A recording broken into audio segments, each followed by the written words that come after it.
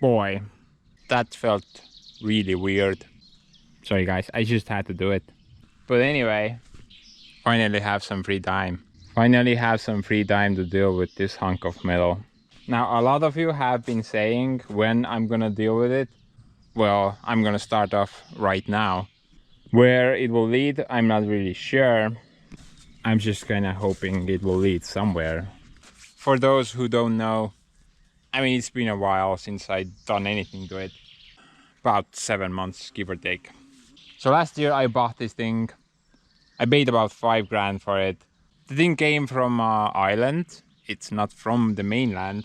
They hauled it in a oversized trailer load. I had to pull the thing off the trailer with Joseph and then just kind of drag it and park it here. Now if you want to see that, then I'm gonna throw that link in the description down there somewhere.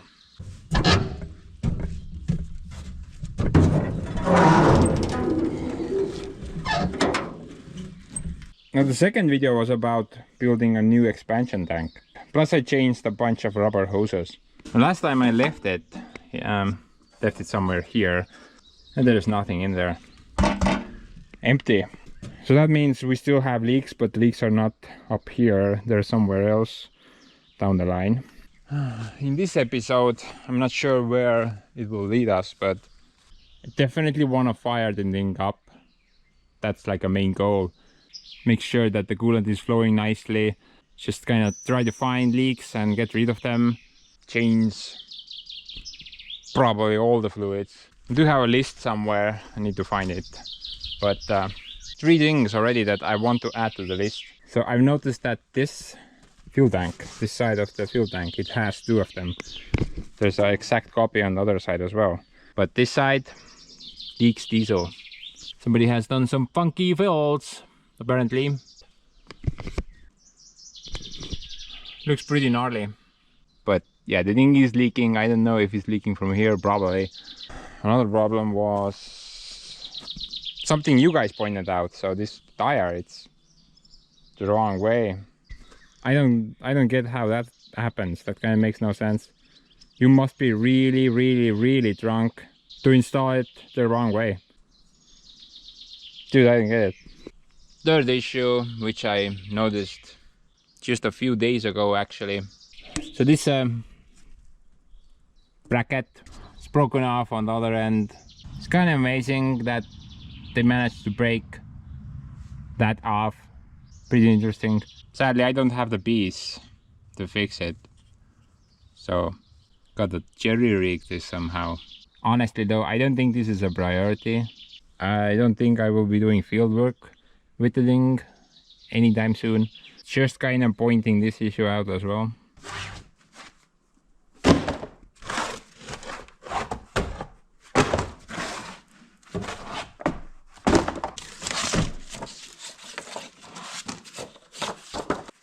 On the list,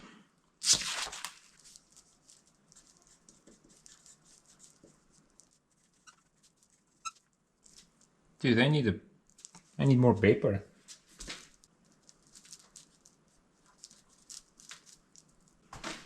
I also managed to get my hands on this thing. 700A. That thing. So actually I made this myself. I'm not sure how useful this will be, but you know, I have picture of every part of the machine, every little detail, and they are nicely pointed out which is what and what is where. But still, I don't know if this will be any use. So maybe. I figured it might be a good idea to do. And this might be useful. If I could understand anything from this. So I'm gonna start off by giving it a proper bath. Last time I tried, but failed because didn't have any good pressure washers around. So last year I bought this thing. Gets the job done, and it was relatively cheap. I think I paid like 260 for it. Put my water supply right here.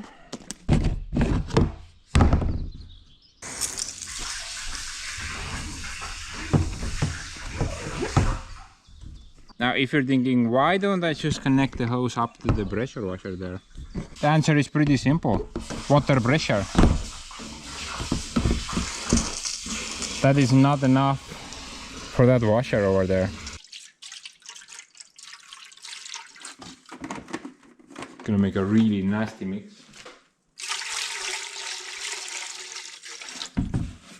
Do hope it doesn't catch on fire.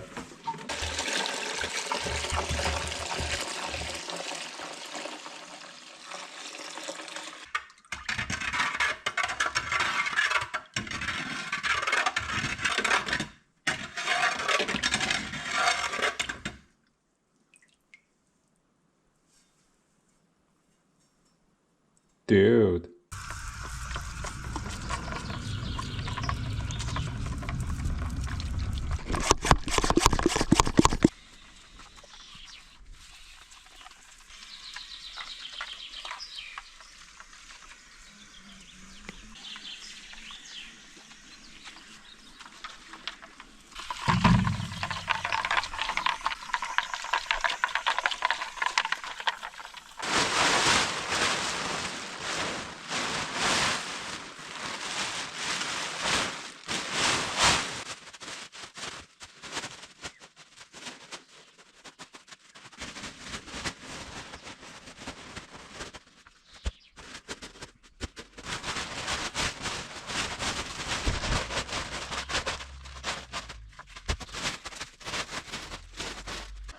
Well, at least we got one thing going for us.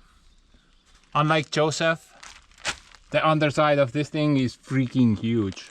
Luckily the thing is a Soviet tractor, so because of all the leaks, the frame probably is pretty good. At least on that end. The front end frame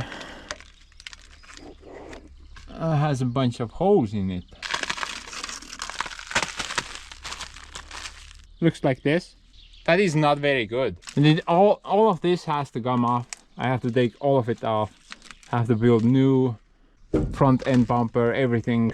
I'm hoping that the main frame, which is that piece there, is in good shape. Maybe if the front end is bad, perhaps I can cut a piece off and just do some welding there.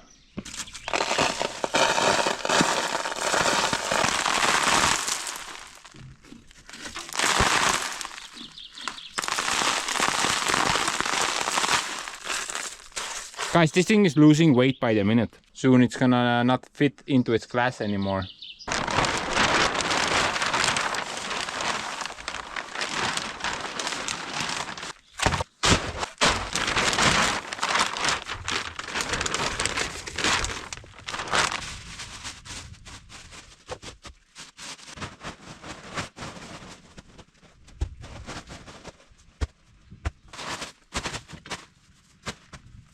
One thing's for sure though, this will be the new disaster area. Once I get this thing out of here, nothing will ever grow. again.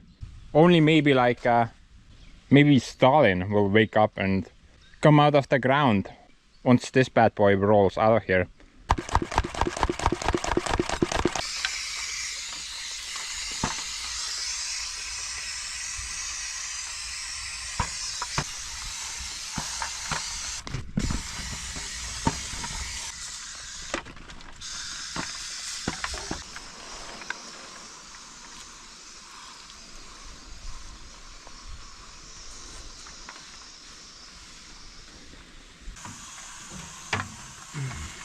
Probably gonna need to do this multiple times. I don't think I will be able to get it clean with the first attempt.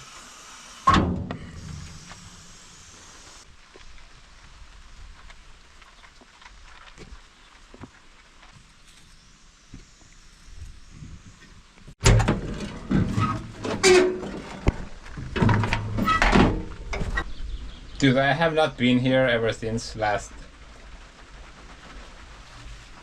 time I was in here.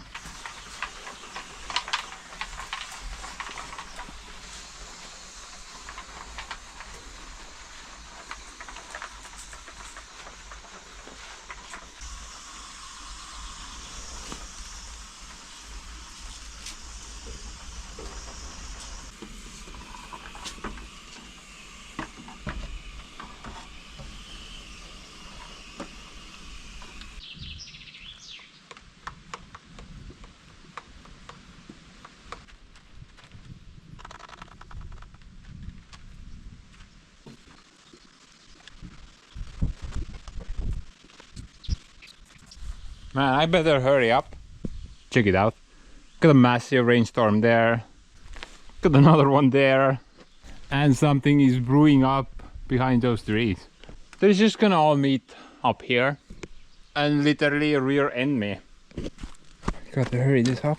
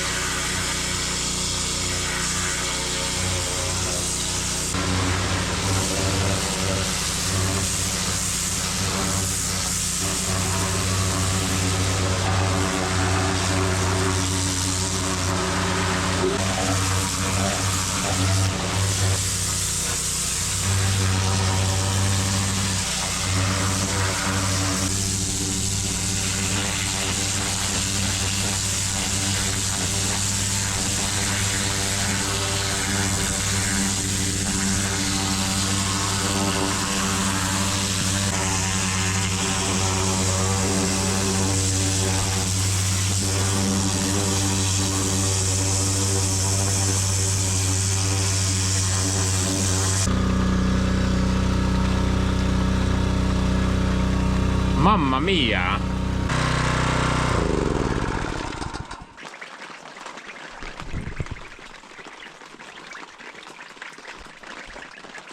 And I thought cleaning Joseph was bad. This is like 10 times worse. That thing did a pretty good job. So overall, I'm satisfied right now. I got an absolute ton of gunk off the thing. But there is still a lot left. Especially at places where it's hard to reach. But dude,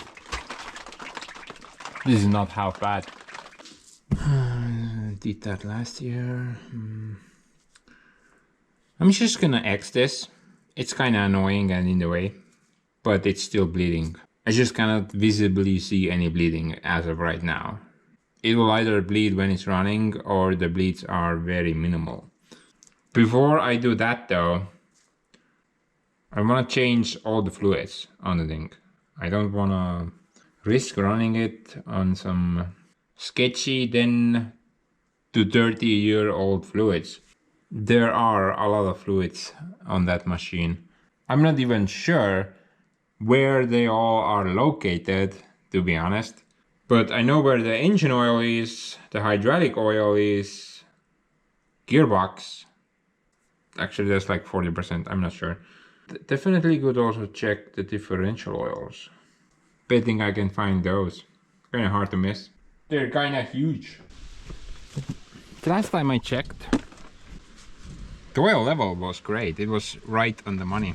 Let's see if that's still the case. It's been a while.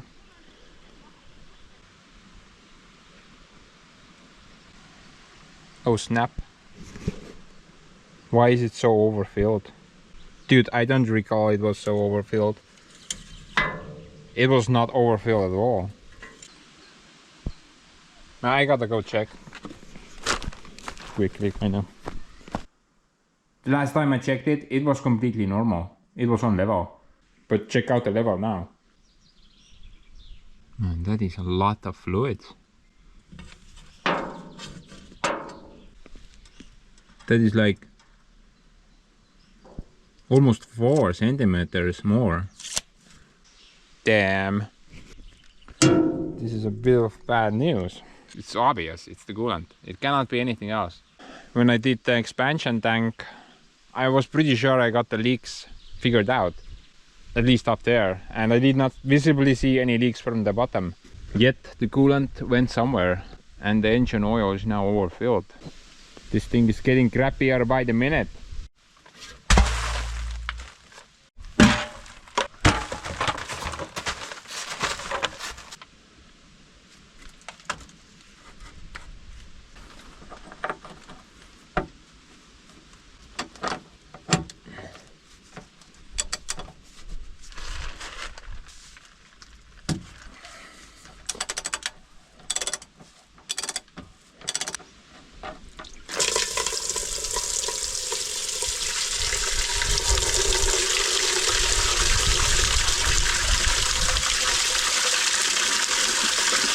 Wow!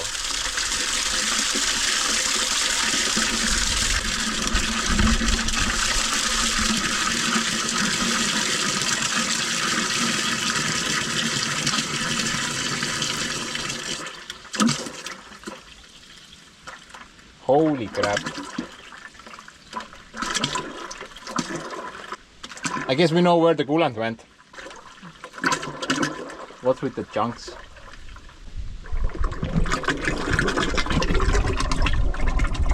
Dude, that was a lot of coolant in the engine. There's no doubt about that. Something's leaking somewhere.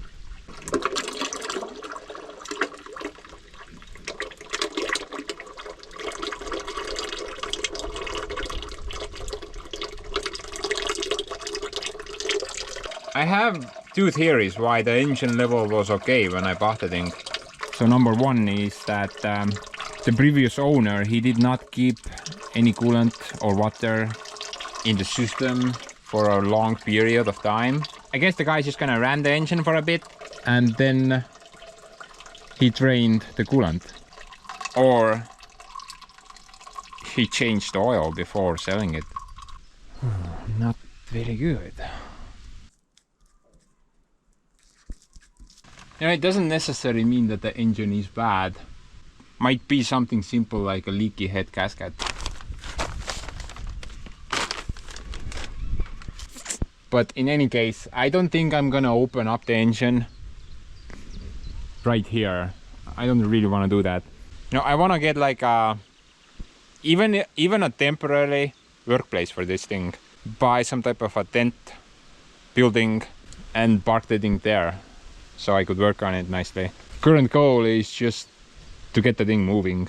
I'm gonna also drain the remaining coolant and only fill it once we get to the starting phase.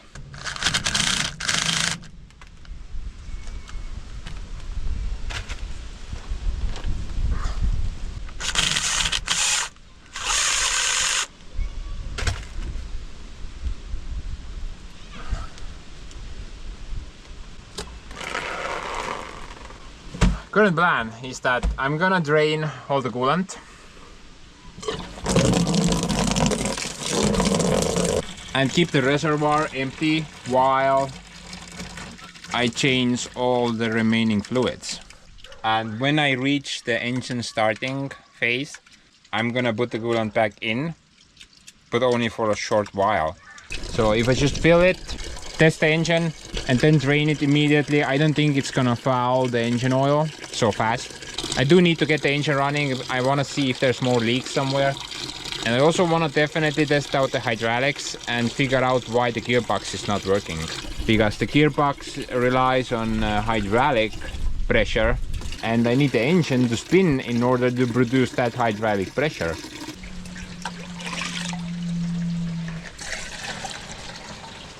By the way, I have to take a little pause for this project because I need to go buy some oil and cannot afford any oil right now.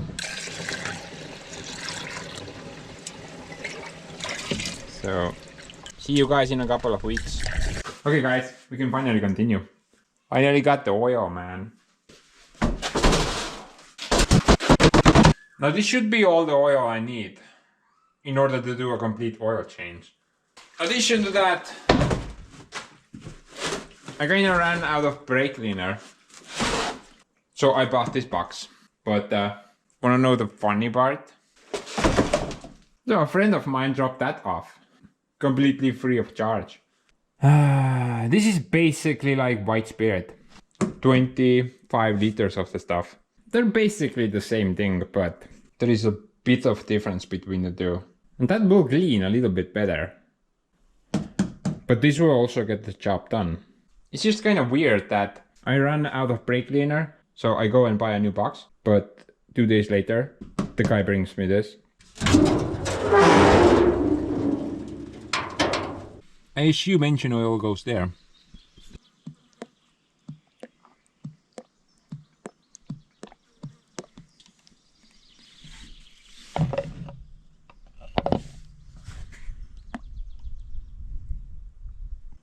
I can't exactly remember how much I put in Joseph, but I assume it was about the same. The displacement for the two engines are the same. The only difference is that this is a V8 and Joseph has a inline 4. But the displacement is about the same. I think it was 15 liters on the dozer, and this one should be 14 liters maybe. So it's actually a bit smaller on the displacement side. I'm not sure about the horsepower. It's probably around 200 or something like that. Doesn't sound much, right? But keep in mind the torque, guys. This thing can produce a lot of that.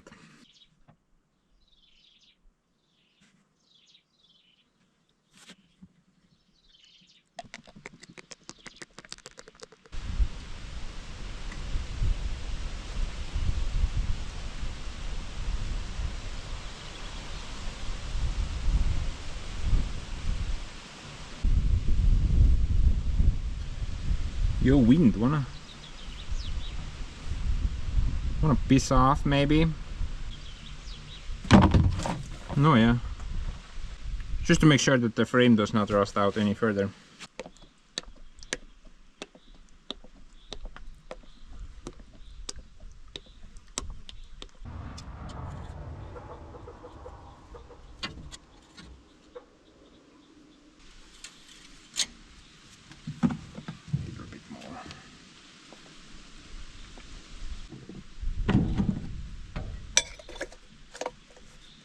Okay, well, let's proceed to the hydraulic system.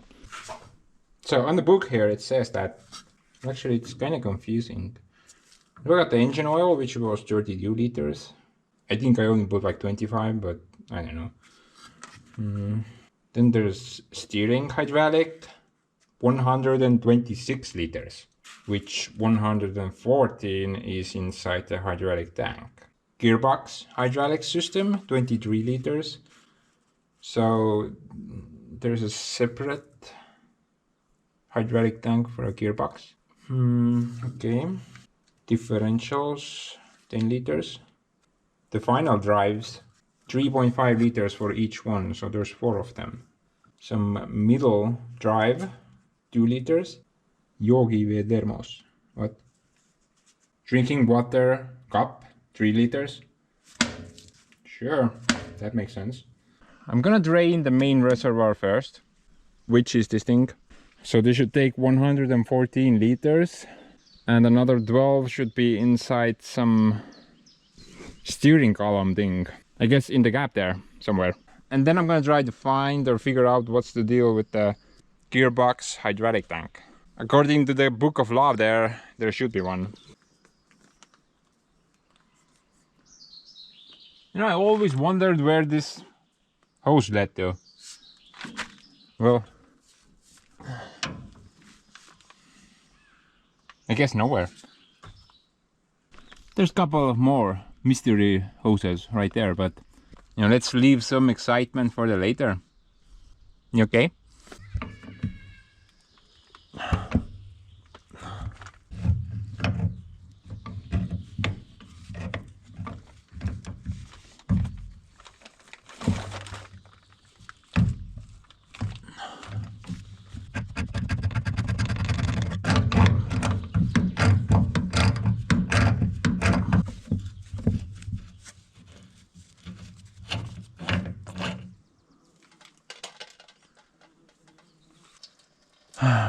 So normally it shouldn't flow like that.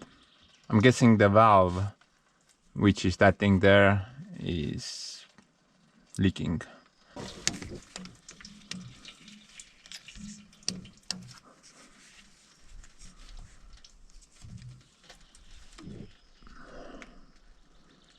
Forty-two.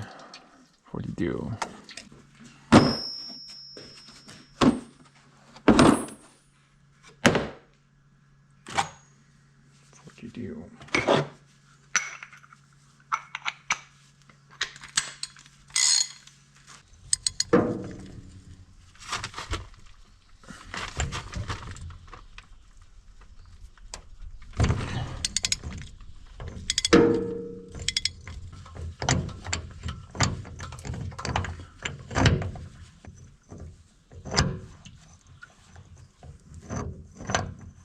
And from this point of view, the hydraulic oil actually looks pretty good.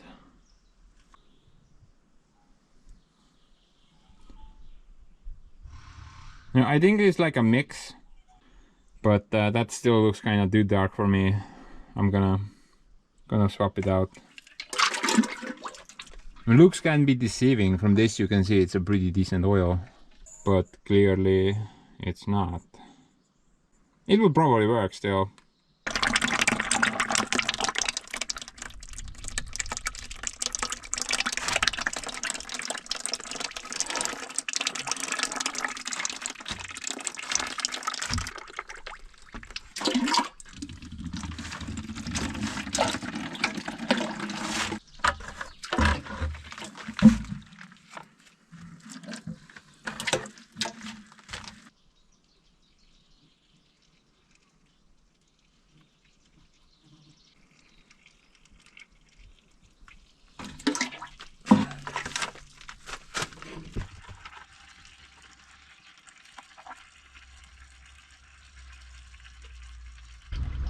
looks like that's it. So we had 20 plus 20 plus 10. And I'm guessing about 25 to 30 there. 80 liters. It's kind of low. The book says 120. Oh, yes, mio. That's a lot of fluid.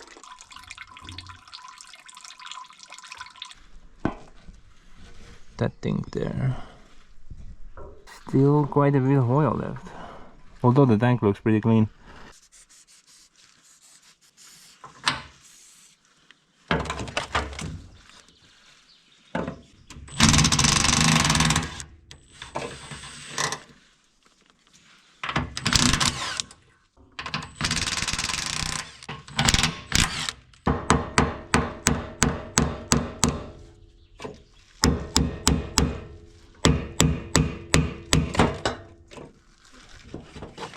Siis taha kõik lähetanud seal.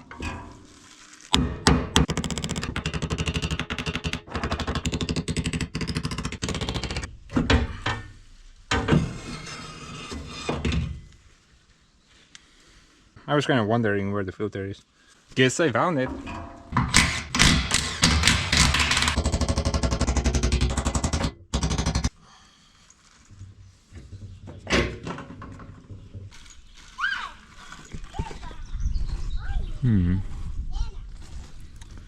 Interesting design.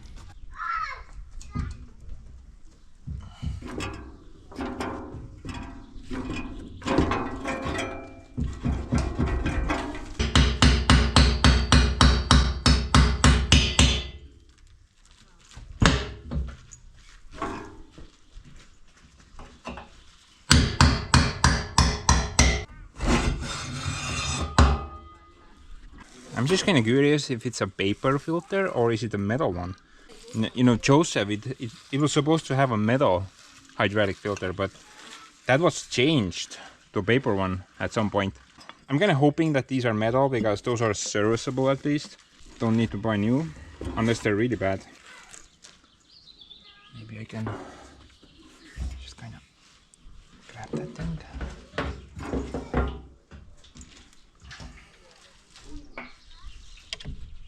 I think it needs to be here.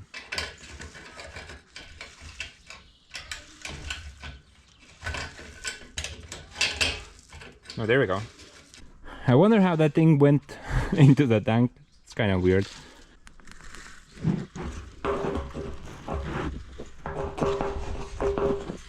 The tank itself looks pretty clean.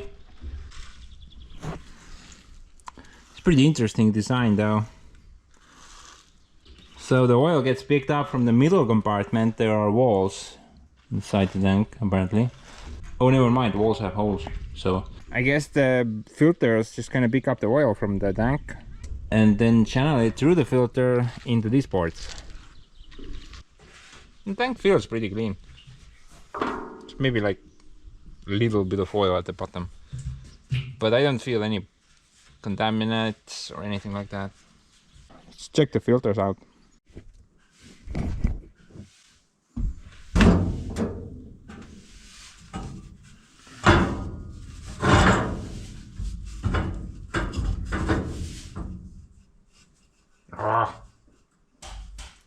Check out the cancer gasket, guys. I'm not sure if you can see, but those fibers are asbestos fibers. Cancer gasket. Yummy.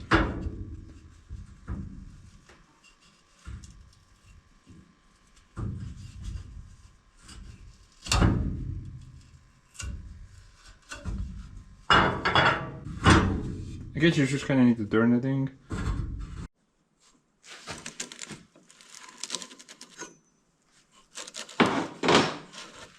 That was easy.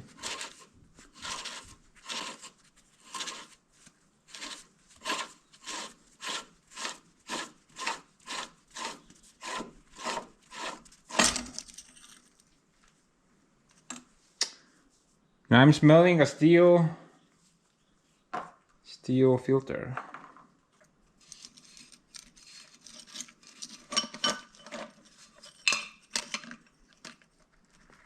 Yep. We got the original filter, guys.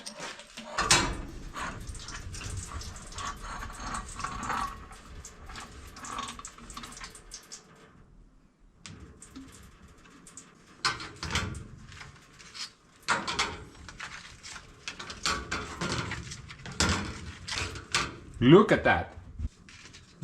It's so dirty though. This is pretty not good. This is not very clean. Not very clean at all.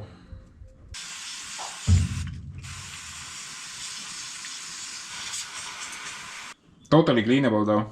That's what I love about these things. You don't need to buy new, just clean and reuse.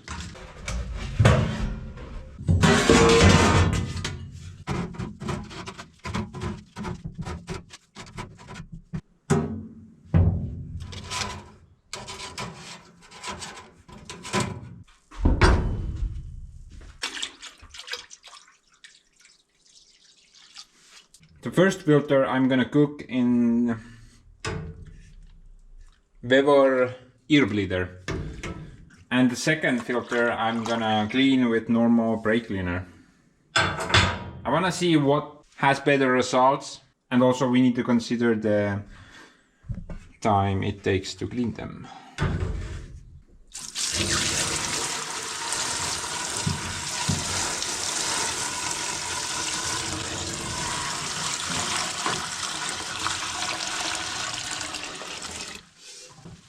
Man, I need more solution.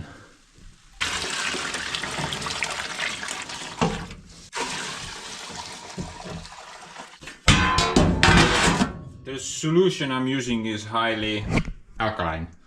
And gonna cook the thing 30 minutes. Temperature, I don't know, 60. Should be fine. Caution. So I basically let the thing do its thing, 30 minutes like I said, but I wasn't really satisfied with the results per se. Maybe I just kind of put too many pieces in there at once. I do remember that the ultrasonic cleaner piece of paper said that if you put too many things in the box, it's gonna reduce the efficiency of the cleaning. So yeah, I opened the lid and honestly, I didn't really see much difference. The solution was dark, so it did something, but not a lot actually. I would say like 70 to 80% of the oily mud was still on the element. So I just kind of started hand cleaning them. Didn't really see any other option.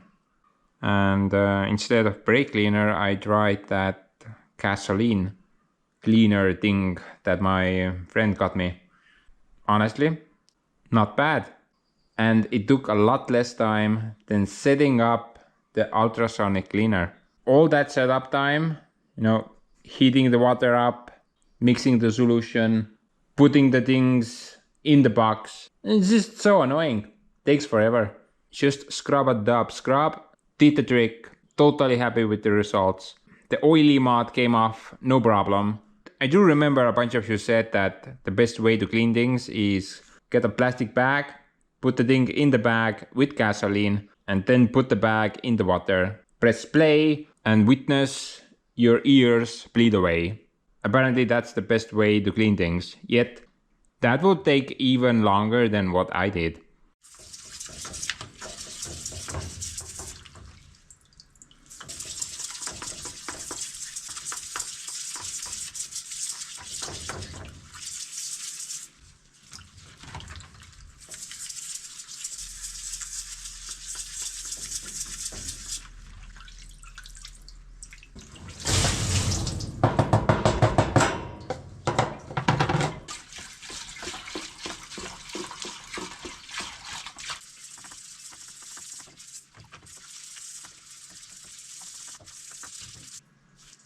Quite the difference, guys. That stuff works pretty good.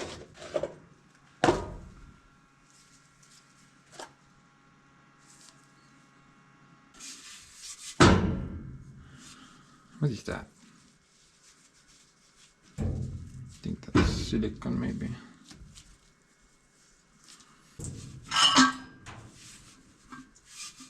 Oh.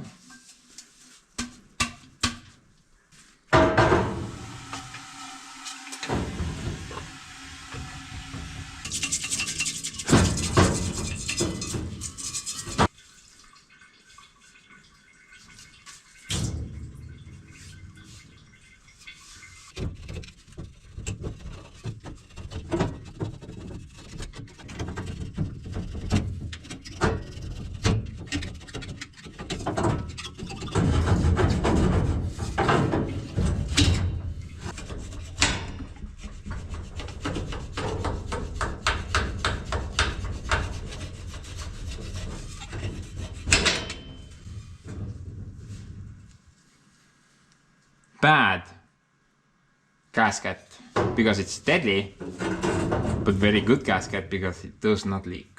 This cancer gasket is actually very efficient. And also removing it is, yeah.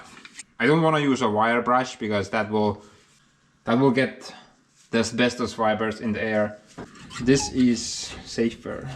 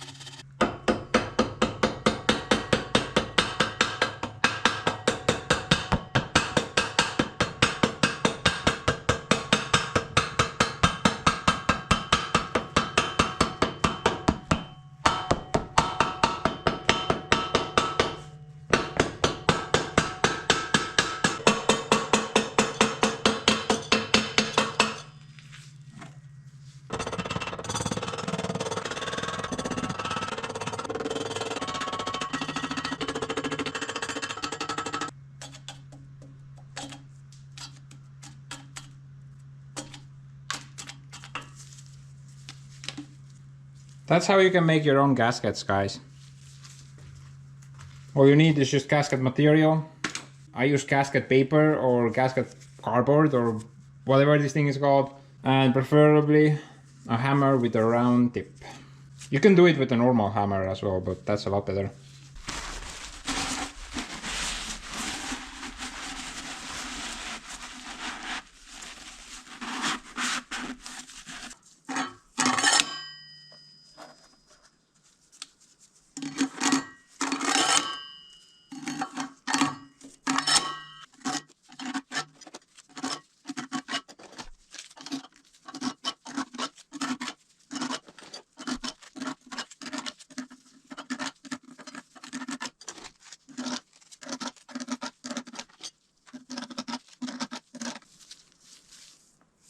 I wonder what's the purpose of that spring there?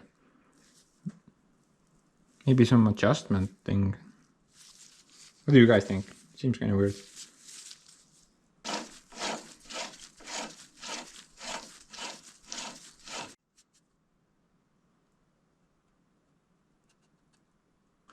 No, the purpose of the silicone is not to seal. Actually just gonna act like a glue for the gasket. So I'm not gonna put a lot of the stuff.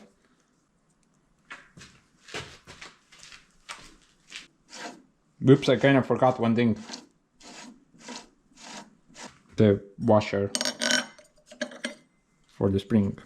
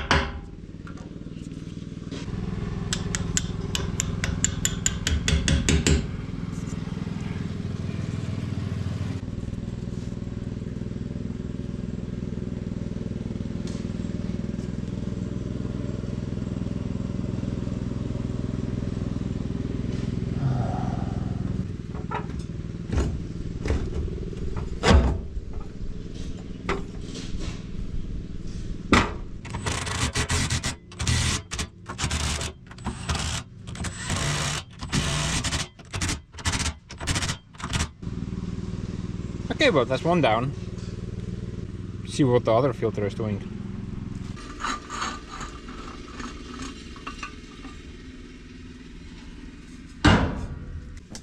Look at that, guys.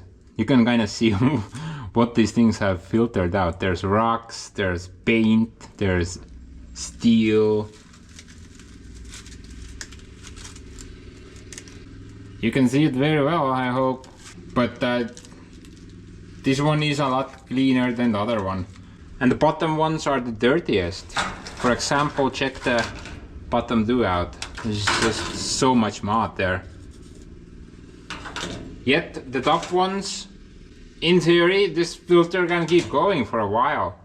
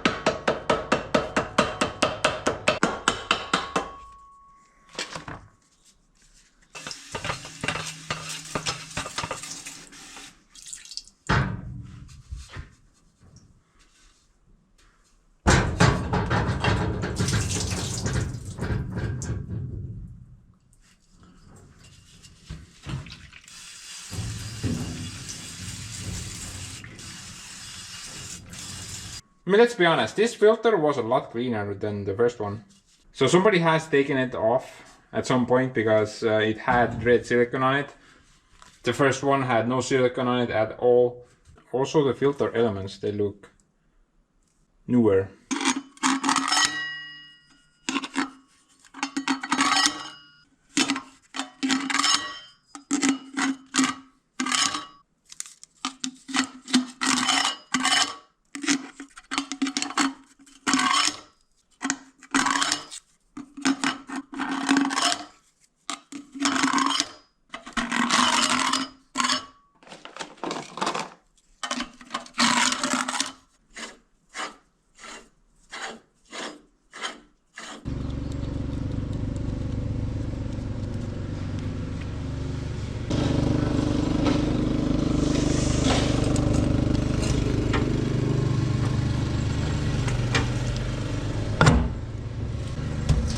Most leak-proof seal in the universe.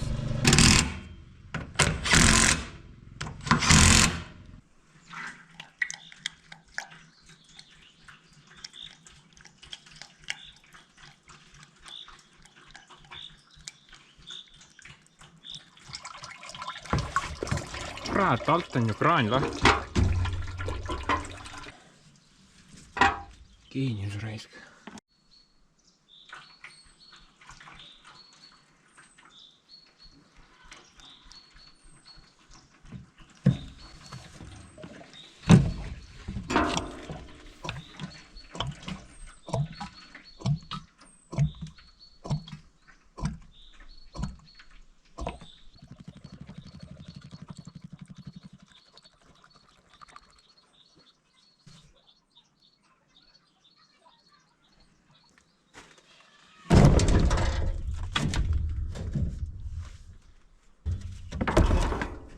You know what, guys, I immediately hate about this tractor. Thing is like a skyscraper. Every time I have to do something up top, I need an army of Soviet chairs and ladders in order to get to work areas. That is kind of new for me.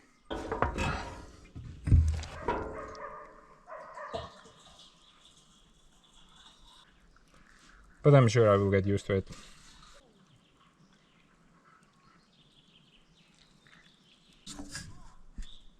Dude, you cannot understand anything from this stupid looking hole.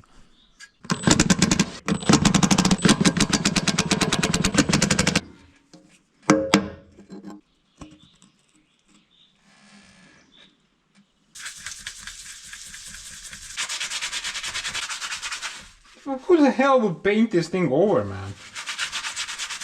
Must be some special type of genius. It probably was related to me somehow.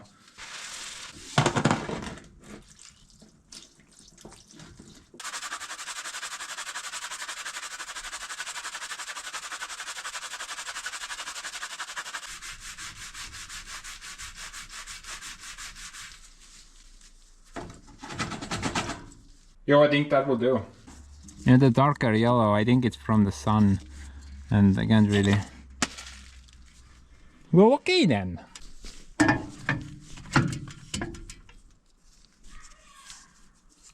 And I think I can't really get that clean 100%. But I should be able to tell the level from this. I can see the holes at least. So I should see the oil level.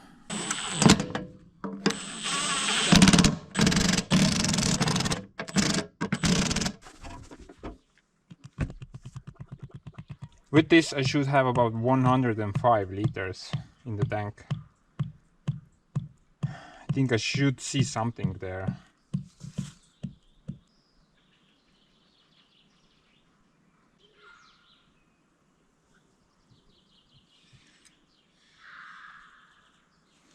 Oh, now I can see. Yeah, man, you can see clearly. No problem. Oil level. Yeah, clear as day. Boy, man, this took forever. Actually, guys, I had to go and buy like 50 more liters. This tractor will be the end of me. Mark my words. Engine oil. Checkerino. Hydraulic oil check. Hydraulic filters. Check. Filters. Typo. Did skip over the engine oil filter though, so let's check that first. So there's actually several filters here that I want to check out. I think that's the centrifugal oil filter or debris separator. Not really sure what the proper wording for that is. There should be the standard filter. There we have the turbo oil filter. I assume. It's kind of close to the turbo, so I'm guessing that's it. Then we have a fuel filter. But there should be more of them. I just cannot find them right now. Pretty sure that's not it.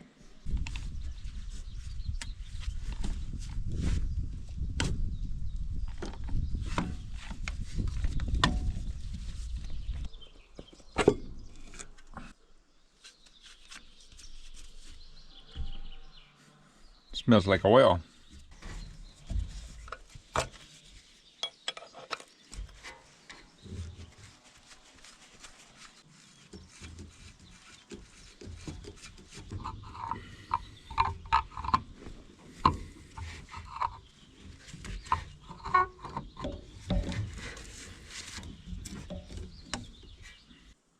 I'm not really 100% sure which is the correct way to clamp this thing. You know, either hold it on that end and then try to... Because this lid, it needs to come off in order to access the insides.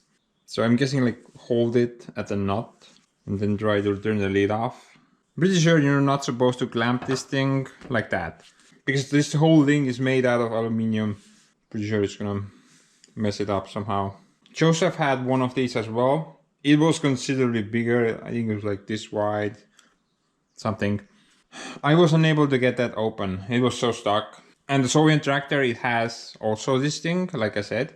And that thing I was able to get open. It was very dirty inside, but I guess I'm just gonna try to clamp it at the nut from the base. See what happens. Pretty sure I need to turn it from the top.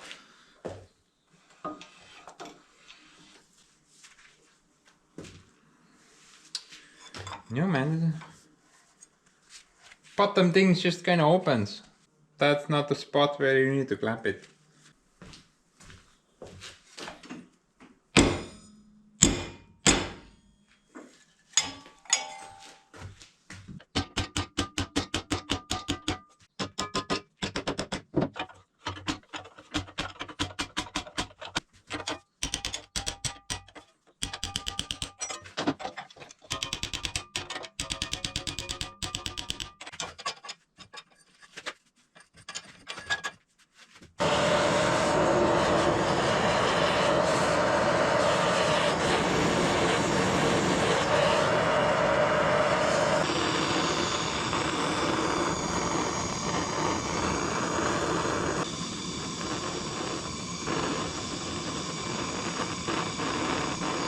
You can kind of see the bubbles between the threads.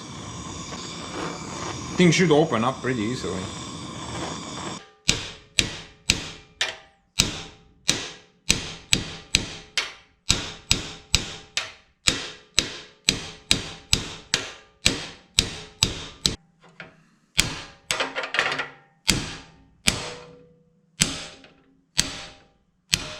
Wow! Finally. Think it moved.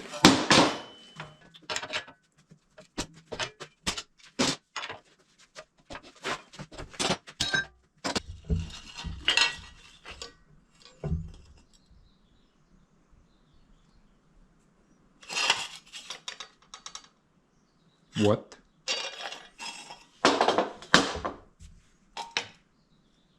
What is that? Oh man! Thing cracked. Wow.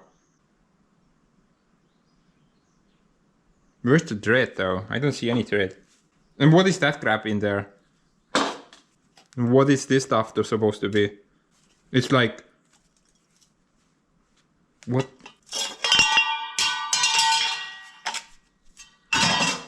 I think that's not a big deal. I can probably mend that with some GB weld or something. But it doesn't have any threads. Neither does this. I guess it's just kind of pressed in there. But why does it have these turning knobs then? That is so confusing, man. Probably you should have just kind of pressed it out.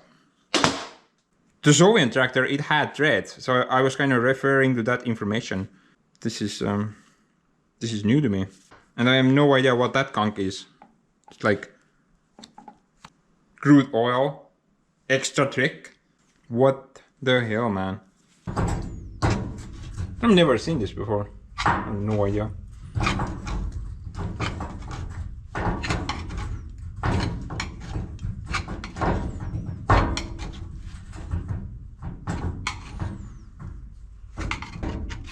It's natural, I wanna get it out.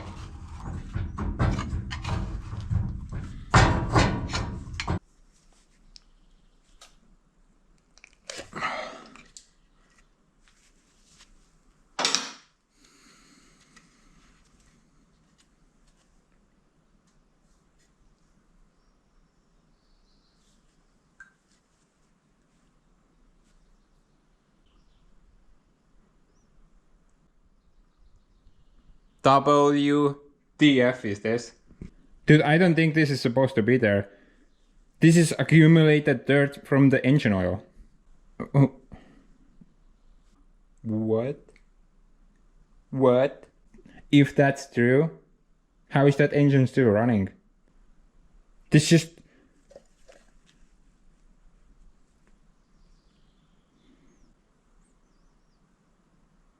smells like oil. Guys, I'm gonna frame this, put it on a wall somewhere. I've never seen that amount of dirt before. I'm guessing like that thing has been never cleaned. It was put on the factory and it was never cleaned. They only kept changing the oil. That's like the only explanation I can give you. That thing hasn't been never cleaned. That thing has been never actually cleaned.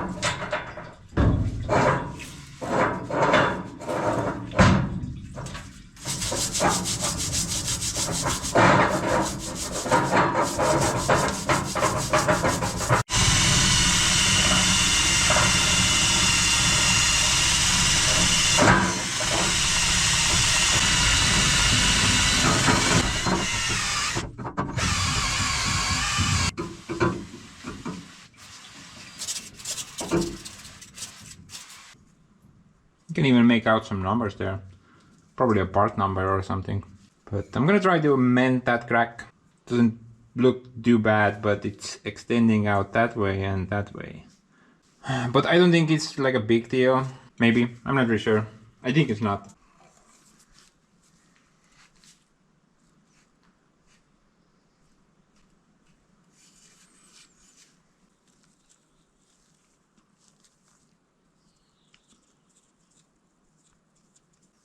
Now guys, that thing actually seals oil leaks pretty well. I've had some great success while trying to seal oil leaks. And I'm pretty sure this stuff also is good for other applications as well. Like, for example, I JB welded my sunglasses together at some point, and the thing still works. I think I have to leave it under tension, but I'm gonna...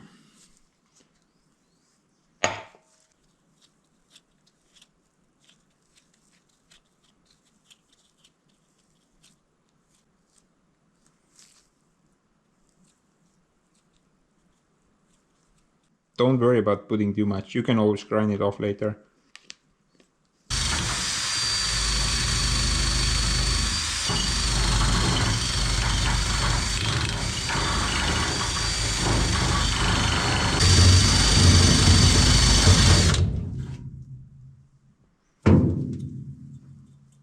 Is that a seal or O-ring?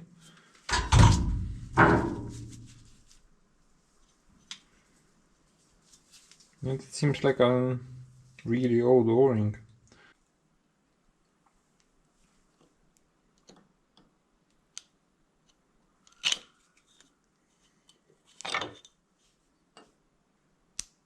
I don't know, guys. Is rubber supposed to act like that? I am no rubber expert, but I don't think rubber should work like that. By the way, Steve came for a visit. I told him, check this stuff out. He told me it's charcoal.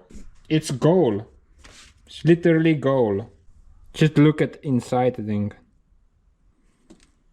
It looks like rubber. Yeah, I want to see how the thing burns. I mean, I think we all want to see that.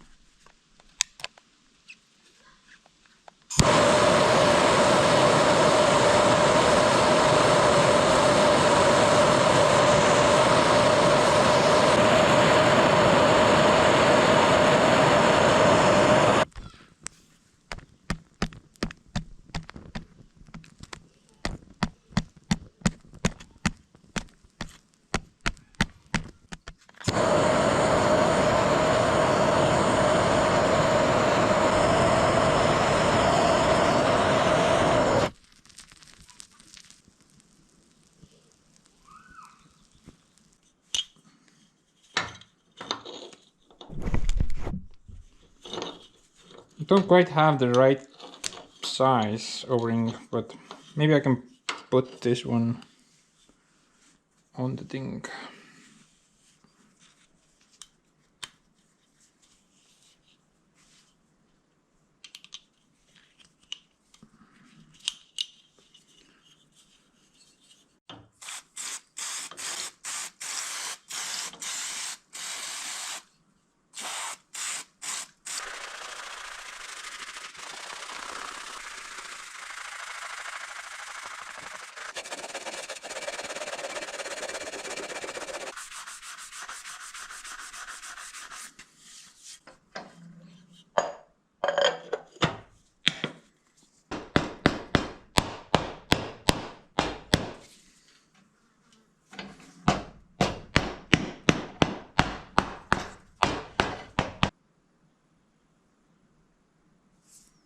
Looks like it pushed the crack ever so slightly open again.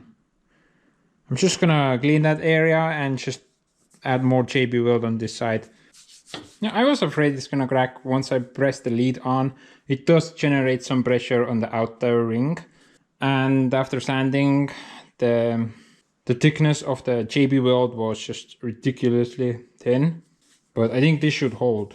Not sure about the balance now. Maybe it's out of balance or something, because there's weight on this side now, but maybe that's not a problem. The way this is supposed to work, The pressure from the engine oil makes it spin, and that spinning action is what traps all the bigger particles against the wall.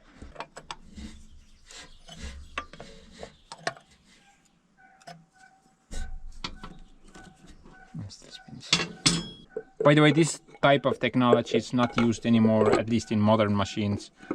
It's basically like World War II type of deal. You don't really see this these days. But as you can see, it does trap a lot of particles. So I guess it works. I'm just curious how the filter is doing.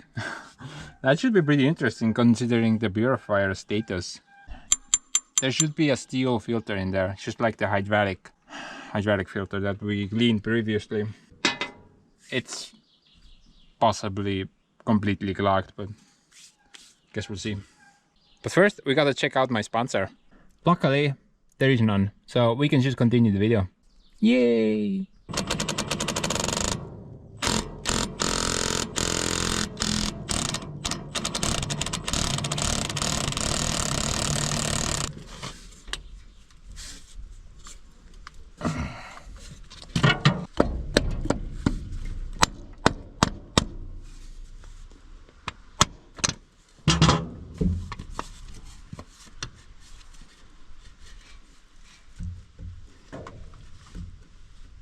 Oh man, I don't even want to look at that. Alright, guys, just gonna check this out. Feast your eyes on this. I think it only gets worse. Wow, this is so bad. Kurat, siin on mingi jobi ees, no ma ei saa isegi seda kätte, noh. Mine pekki, mis asi siin ees on?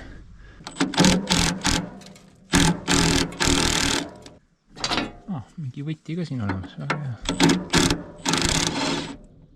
Vale võti.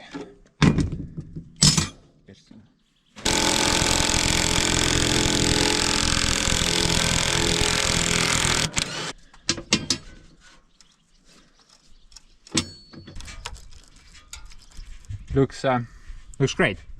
Looks fantastic actually. Wow.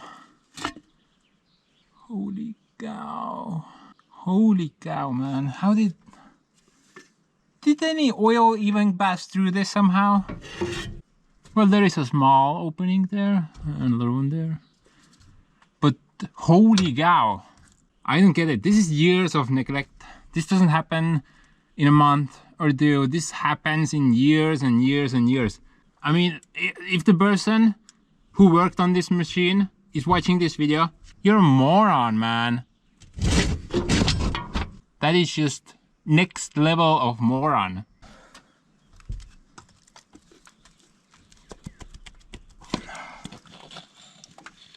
That's just cruel. That is so unfair. And look at this filter. Just what? This is so sad. Honestly, I just have no words. Only sadness comes to mind. How can any oil pass through this? I mean, sure, there are like small openings. It's even broken from this area. It's just insane. This is insane.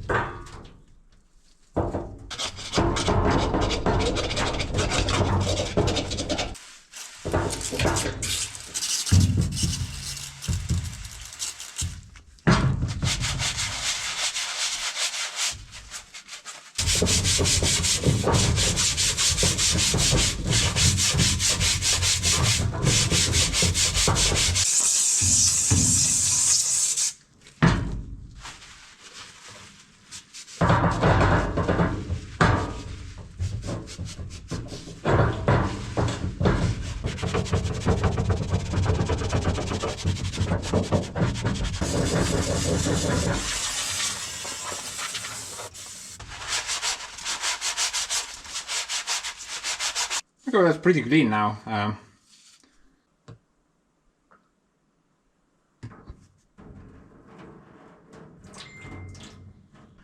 So I'm gonna grab this along. I'm gonna try to get a replacement filter. But if I can't find one, then one suggestion that Steve made is try to solder that shut, or maybe JB weld the thing together. Because the rest of the filter, it looks intact. I don't see any more holes anywhere. This might be like an installation problem. Somebody installed a already broken filter in the machine. Because I don't see that happening while the thing is inside the filter housing. So while this situation sorts itself out, let's go check out the turbo filter. That probably is roughly in the same condition, considering what we just saw. I mean, it can't be worse, but it can be the same.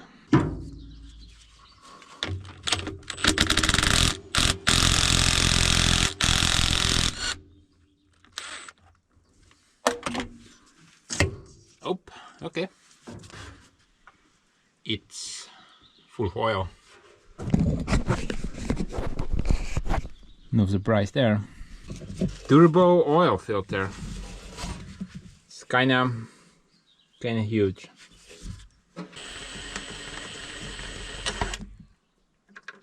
Okay. It is actually very heavy. Oh, it's a paper one. Paper filter.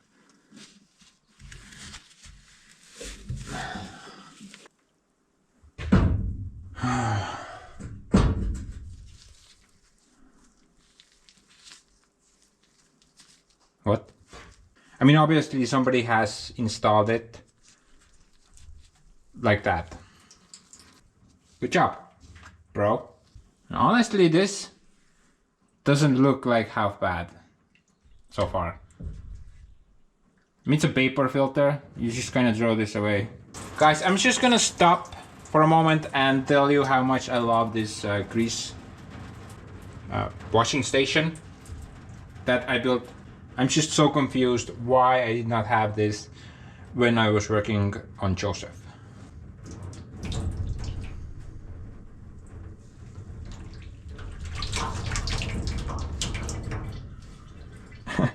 That's a lot of mud down there. Actually, you should be able to drain the gunk out from the bottom, but nothing came out from the bottom, so it's just clogged severely. But it's not as bad as the main engine filter, so I assume this has been replaced, because I'm pretty sure it did not come from the factory with a paper filter. Or maybe it's possible, I'm not really sure. Usually that's not the case. But this is a standard oil filter. I think it's the same filter that goes into Joseph's hydraulic system, but that takes 3. And I think they also use this as a fuel filter. So Joseph has a total of 5 of these filters. 2 in the fuel system and 3 in the hydraulic system. But dude, the turbo filter on Joseph, it's so tiny compared to this thing. I mean, this tiny thing is the turbo filter on Joseph's engine. Look at the difference. Huge. I'm betting that thing is fully conked up as well. Before I do any work with it, I do need to clean that out. At least now I know that it is pressed out. It is not screwed out. It is pressed out. Good to know. Should be some numbers somewhere. Nothing. By the way, I love this type of content. Way back when I was watching Watch Wes work. The guy was fixing something, basically the same stuff that I'm doing right now. Just kind of trying to fix the impossible. And by the end of the day, we were just kind of hoping that he would fix the problem. But alas, that was not always the case. Sometimes he just kind of said that it's not worth it, let's move on. I'm gonna try to hang in there though.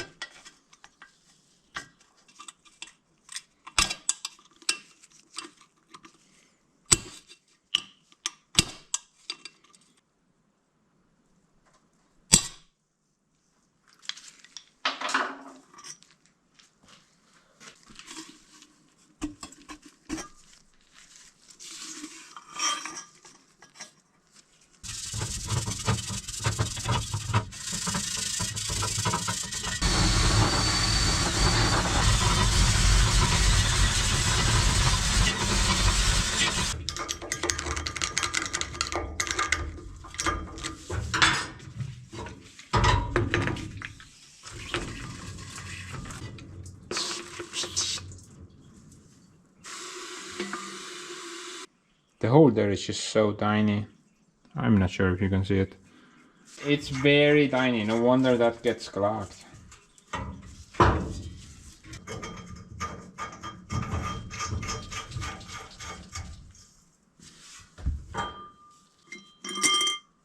Washer thing. That thing.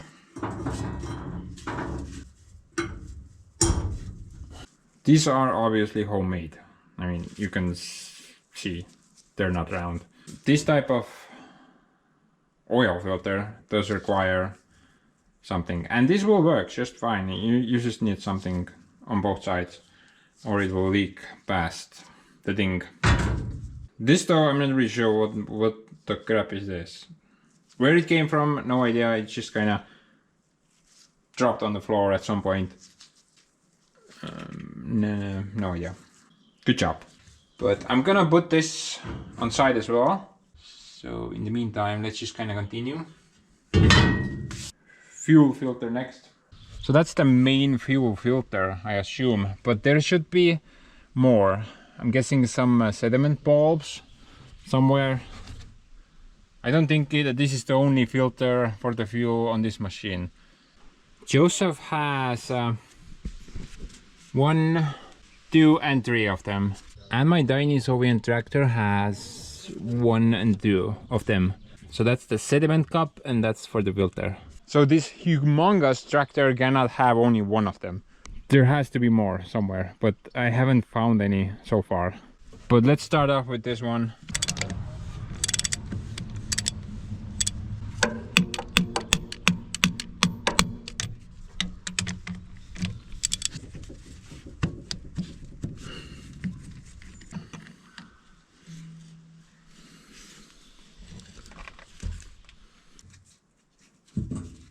Cool gasket, man.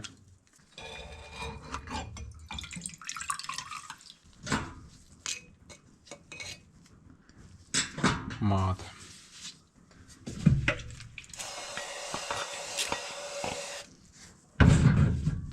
It's the same design, maybe.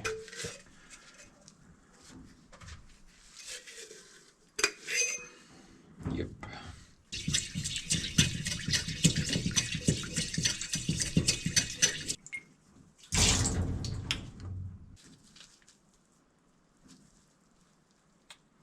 Yeah, I'm gonna try to find some rubber. I don't think I can get the proper O-rings for this machine, so I'm gonna get some rubber material and just make my own gaskets or O-rings or something.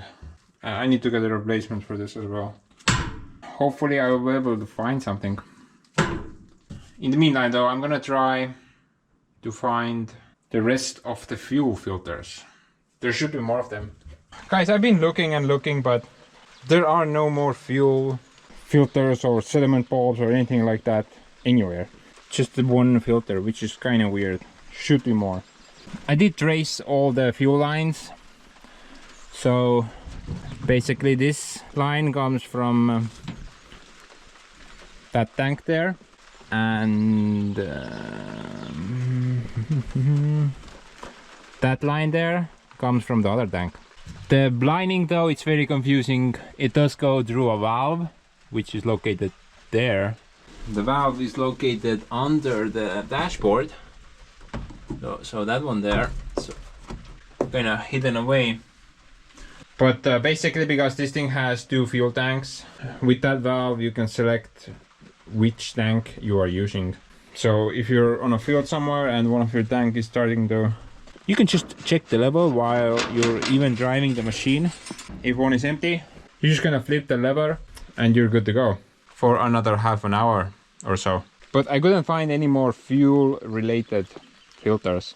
So let's just kind of move on. Let's check out what the air filters are doing.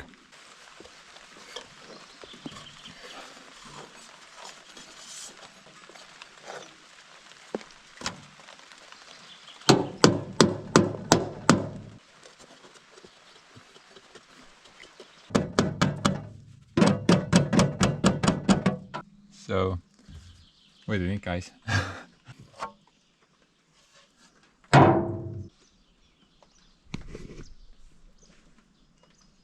I want to say wow, but considering what the oil filter did, then this is completely fine, man. I've not seen filters like this. Never, honestly.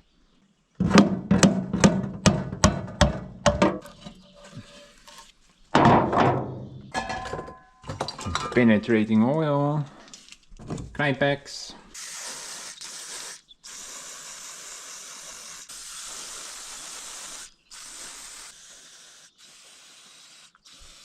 That's all you need.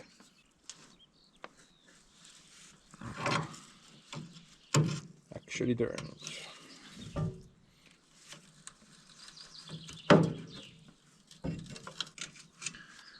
Right now, I'm not sure if these are serviceable. I would say maybe,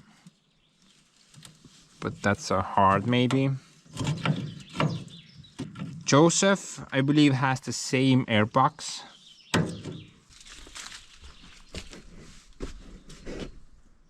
Oh, never mind, it's different.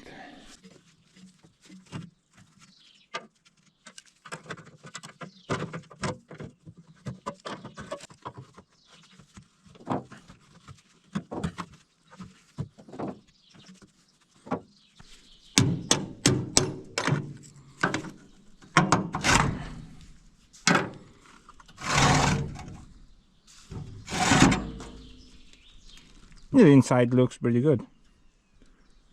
I think this is not half bad.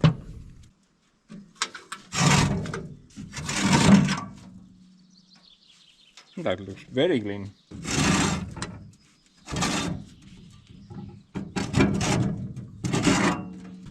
I mean, they're crusty and all, but I don't think that's gonna be a problem. Man, the airbox though, extremely crusty.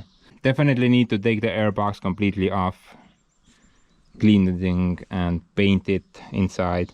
But right now I think I'm just gonna clean the filters, put them back carefully without touching any rust.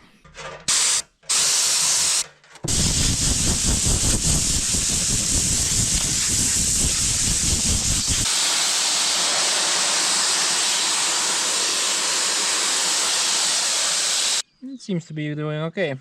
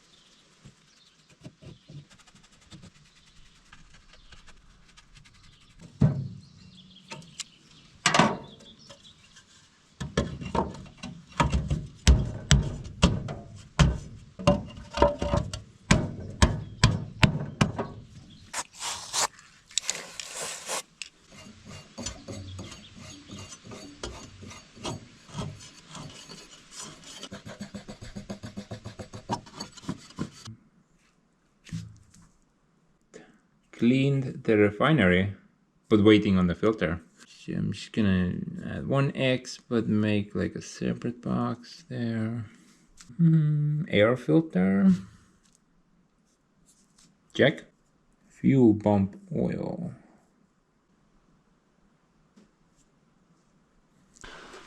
I'm not really sure if this even has that. Joseph's fuel pump has a dedicated crankcase that ensures lubrication for the fuel pump. So naturally, I just kind of figured it has to have something similar. But I don't see any. But what I do see is an oil line coming from the block. So I assume the fuel pump is oiled from the main engine via that line. Kind of makes sense. Okay, so I asked around from my Solient inner circle and all of them confirmed the fuel pump is lubricated via the main engine. Gonna leave the gearbox for last and let's go check out the differentials. Oh man. This thing is freaking huge. Check block, I assume, and drain block.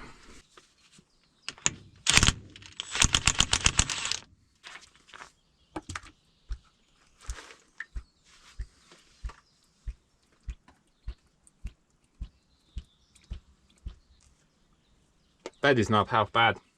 It's totally dark and crudy, but there's no water in it or there's no weird particles. Just like normal oil.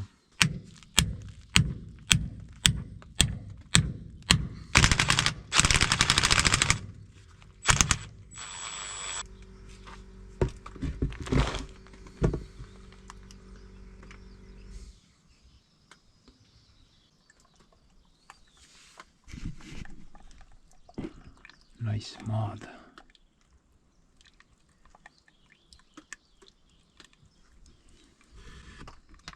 It's inverse, like 15 minutes ago. And the oil doesn't look half bad. Pretty normal, I guess.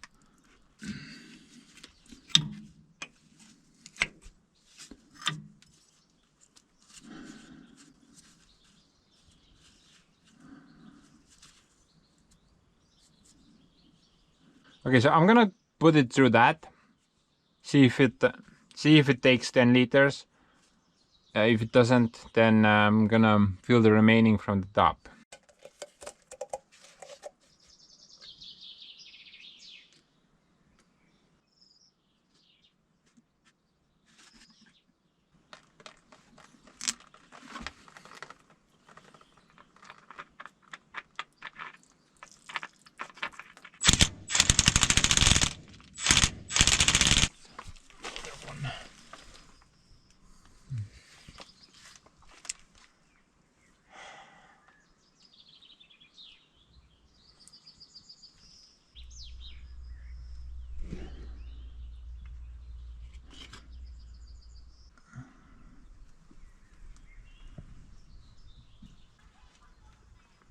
So much meat.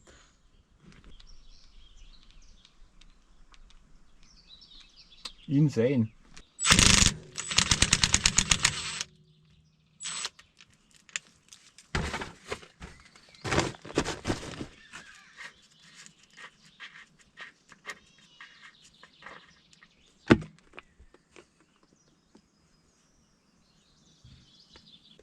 Wow, that is really nice thick oil. I think changing this is kind of pointless. This is really great oil. But whatever, it's just gonna do it.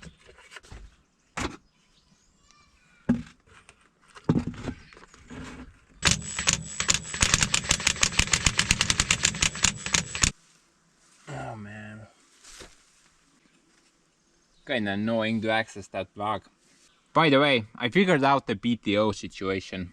Basically, there's like a bunch of parts missing.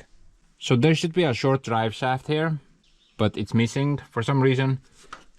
Then there should be a longer drive shaft that goes all the way down there somewhere.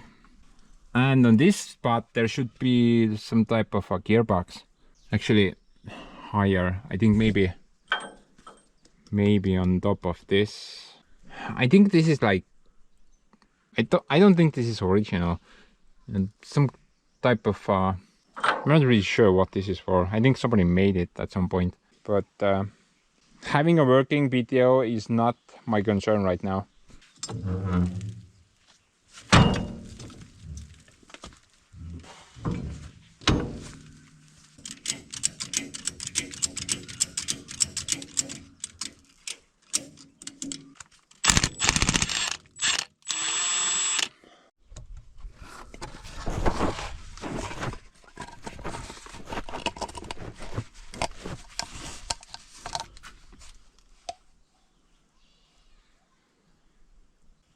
Kurat, siin üldse ei saa valada, nagu metallsein igal pool ees.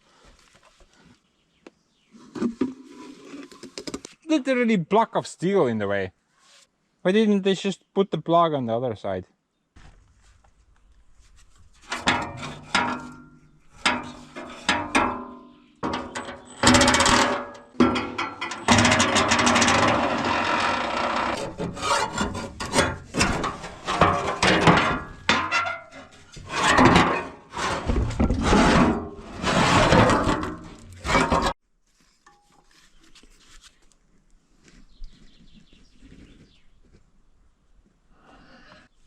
I love it.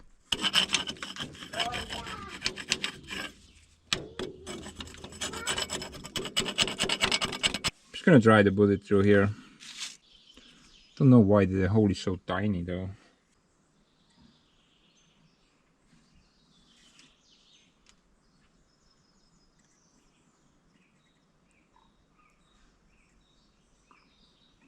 You wanna know something funny, guys? So I kept hitting my head against the steel block back here while trying to get the oil through the block. Had the yellow sunglasses on, so I figured I'm gonna take them off before I break them. Took them off, set them behind me.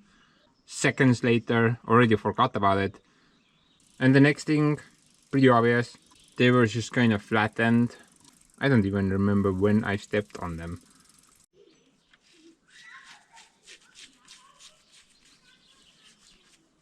Okay guys, so the final drives. 2 blocks here. I assume one is drain and one is fill. I do need to rotate the tires though. I don't think any of the tires is on the right location. So, nope. Yeah, they're all wrong. But I don't know if I can rotate one singular tire. Might need to pick up the entire axle.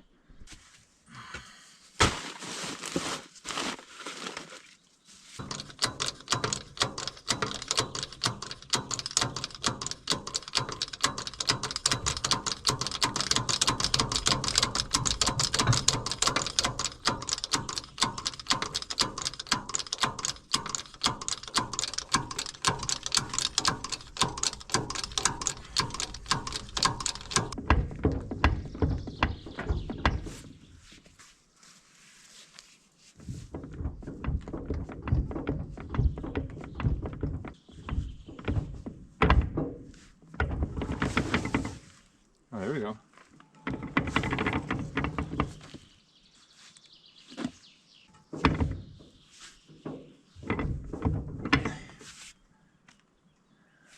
Okay, that's pretty good.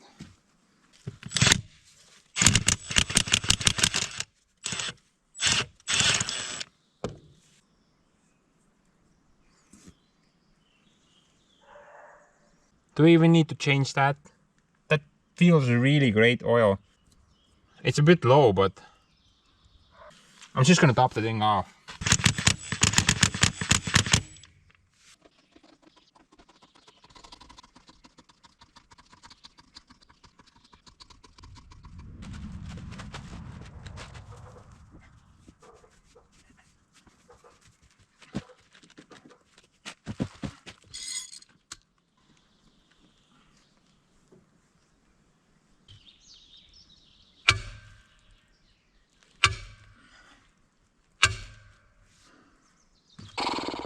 Can turn the thing. And it's either in gear or I need to have both the front wheels off the ground at the same time. I don't have a second check, so I can't test that theory out, but I think it's rather in gear. So maybe I can just check the level somehow. It should be somewhere here.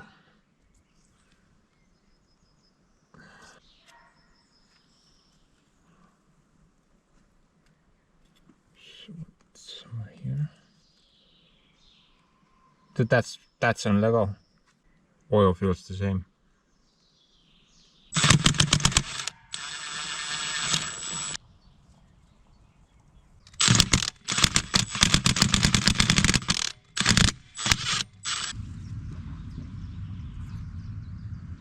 Yeah, all fine drives. Same viscosity, same quality. That is perfect. It feels very oily. No point changing that out. Last thing to check, guys. Gearbox oil. Then potentially we should be able to do a start attempt. Alright guys, so I did a bit of filter hunting. So the engine oil filter. So I could not get a replacement for this thing.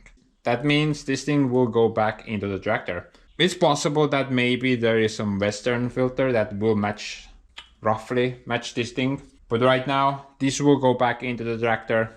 The guy told me that that little crack there is not decisive. The turbo filter, the first shop did not have it, but I did buy a couple of ones which closely resemble it.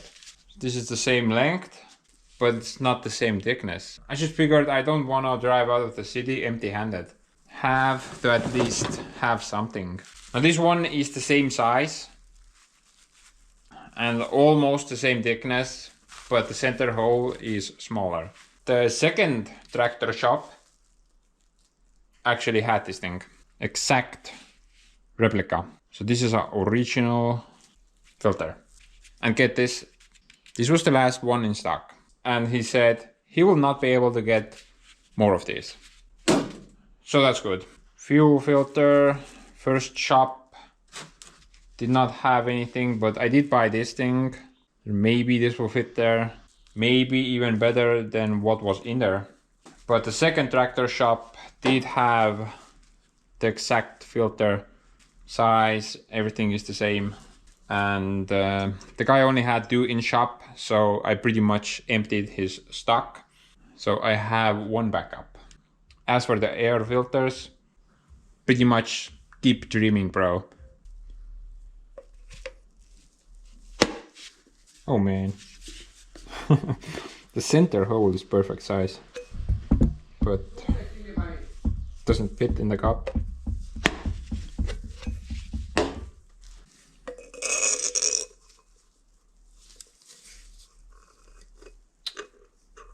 Yep.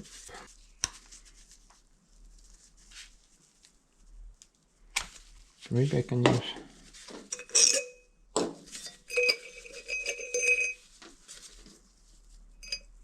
that instead. So one thing I don't really understand is, you guys remember there was like a gasket on the lip which sealed the side, but how is the filter supposed to work if it's done like that? I don't get it. The incoming fuel comes from the side and goes out from the center, so if I seal the side up like it was sealed, how did the thing even filter? I mean, no fuel should even pass through the thing. If I remember correctly, there was no seal here. So the fuel just kind of came in, completely bypassed the filter and then just went out. Now, as I understand, I need an O-ring or something here, but I cannot cover the sides because then the thing won't work. I just don't understand why there was a gasket there. Kind of makes no sense. So need to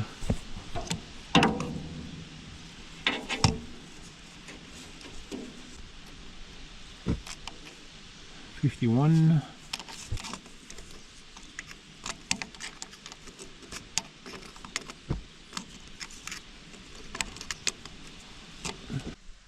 Yeah, approximately. I'm gonna try to make my own gasket out of this stuff. It's some rubber. This is some rubber belt, I guess. Maybe I have something better.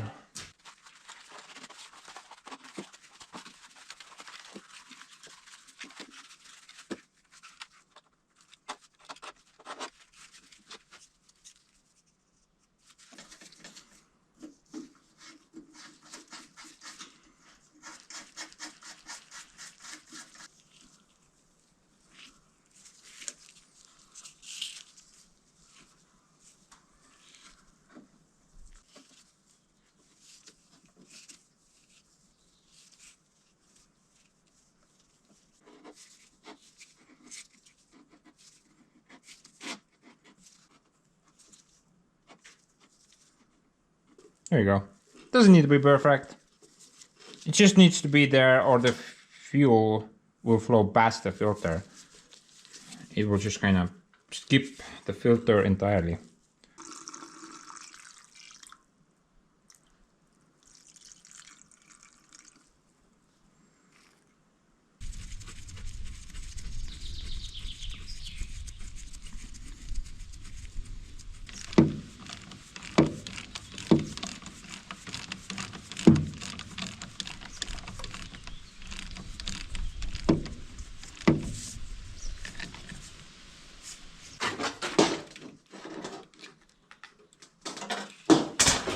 miks sa neid jullasid üldse vaja, need segavad kogu aeg.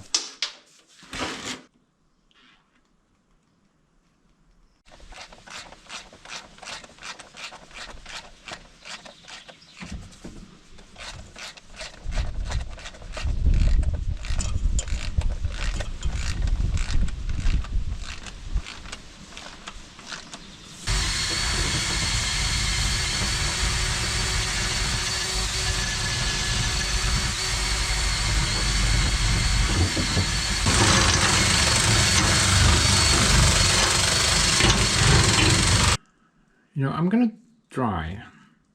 try to solder that. Let's either do options. I'm gonna JB weld that or solder it. I'm gonna try solder first, see if we can manage.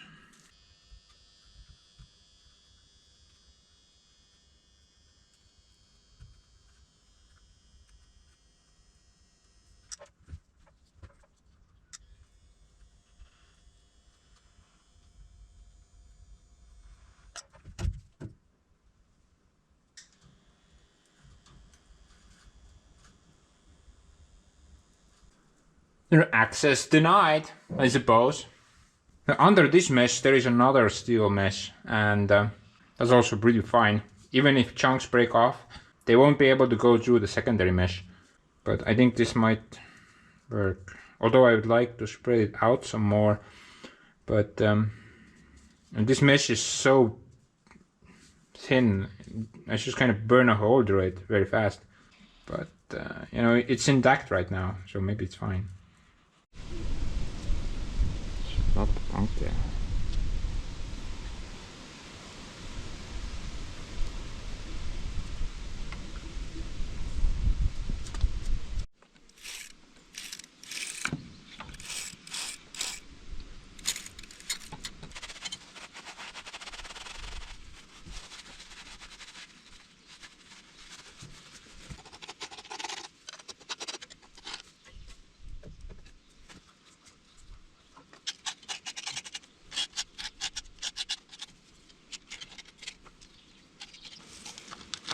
Yeah, risky business.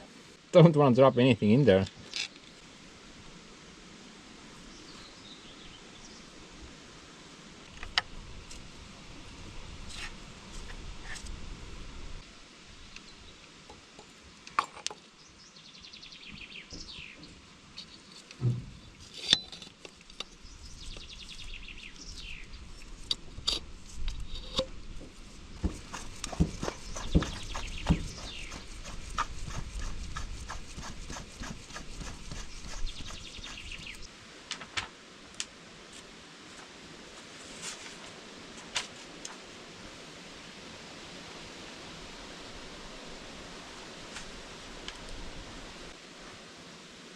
Okay guys, so confusion level is about 9,000 right now.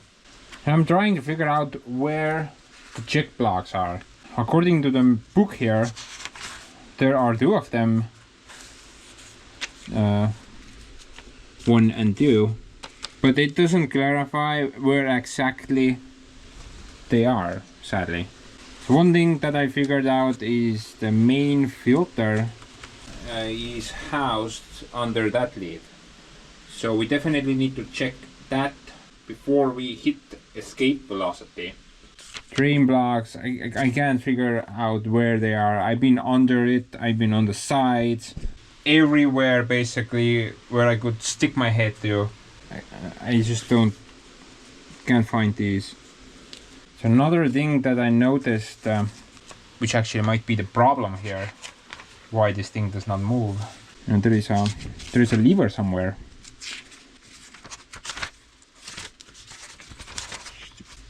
Okay, here we go. I think it was item 13. Pump lever for tractor towing. So basically that means that if you turn that lever, you can tow the tractor and the gearbox will be disengaged. So maybe that's the issue, it's just on that setting, it's in the tow setting or something like that. But you can't really find that lever also.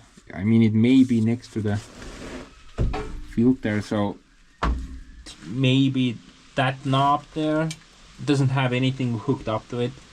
It's possible, maybe that one. The drain block is down here, obviously, and there is no separate oil reservoir for any hydraulic systems for the gearbox. I just kind of misread that. That's not the case. There is only one reservoir. I mean, check blocks have to be somewhere where you can access it, right? It cannot hide under a massive cylinder somewhere or behind a frame wall. But all the accessible areas, couldn't find it. One possible solution is that maybe this has like a dipstick which tells us the oil level, but the book does not mention this at all. So I don't think that's the case. And on the other side, there is almost no room to access the thing at all. If we go under the thing, there's just a crap ton of mud everywhere. Guess I forgot to clean this area. Whoopsie daisy. I think I'm just kind of blind. But obviously there is nothing down here. Can't access that area, it cannot be there. Should be. Maybe it's this one, it's kinda. There were some two lines there. It's about on the right level. Is there something there? There's nothing there. But this block could actually be it. But there should be another one somewhere. Oh, there is some block there. Oh. Yeah, actually.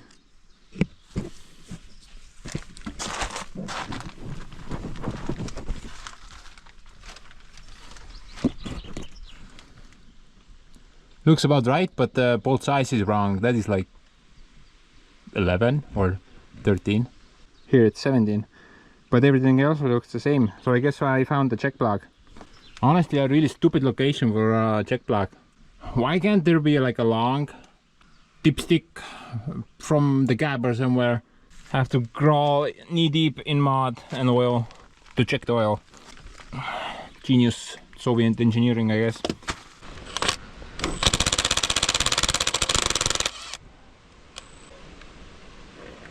Oh man, look at that, looks like new. Oil is good, and oil looks really great. It's like brand new. I was either thinking it's gonna be empty or there's gonna be some crude in there. No point changing that oil, that is brand new almost. Guys, if you think that oil was too watery, then no, that's normal. The book says that you need to put engine oil in this gearbox, not gear oil. I guess that's the fuel hole. The book does not specify where the fuel plug is whatsoever. But considering the differentials had the same fuel board, then I think that's the fuel board. Now let's check out the filter. I need to remove some stuff.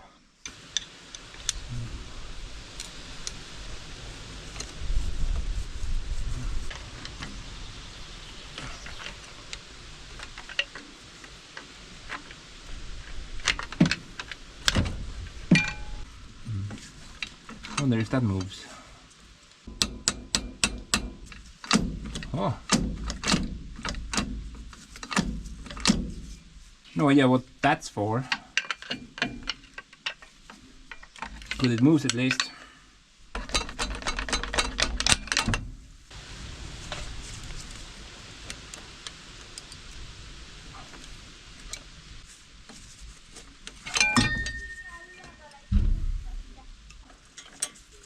I can see some red silicone there. I assume somebody has opened it up, so it has been accessed before.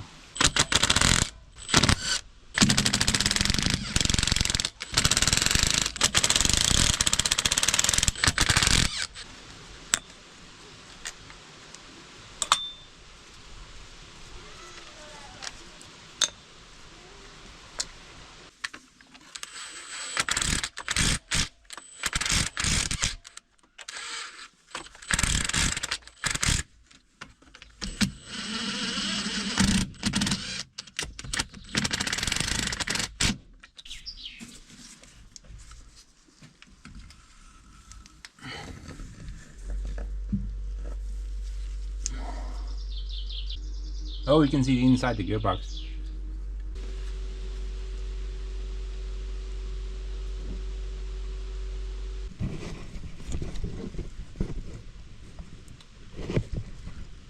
Gears look like, new. Wow, there's even rust there. Maybe you guys can even see some extra stuff. I can't fit my head in there, but you guys have a first-class view. Tell me if you see something funky.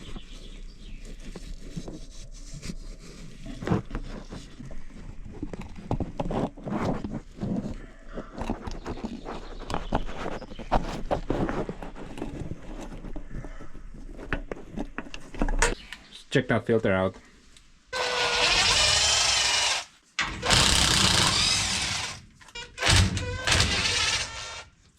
Although I don't think it's the problem with the filter, even if this thing is clogged. The book says that there is a bypass ball somewhere. And if this thing is completely clogged, that bypass ball will open due to overpressure, and it will let unfiltered oil through the gearbox. So for example, you're starting the tractor at negative 50 degrees Celsius. That oil is like tar.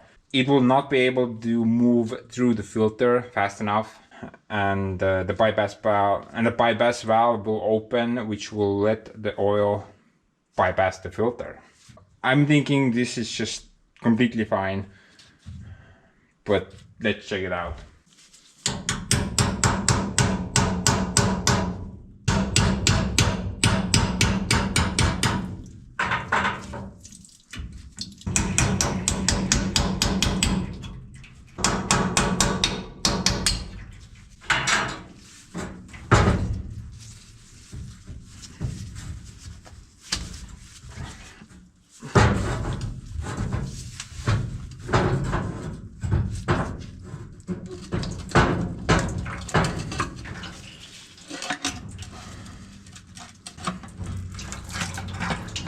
It's actually not the cleanest thing.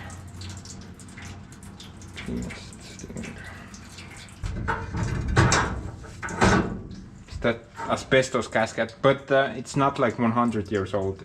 I think this is pretty fresh. Maybe like 5 years old. By the way, they still sell this cancer gasket. They still allow to sell it in stores in European Union. I don't get it.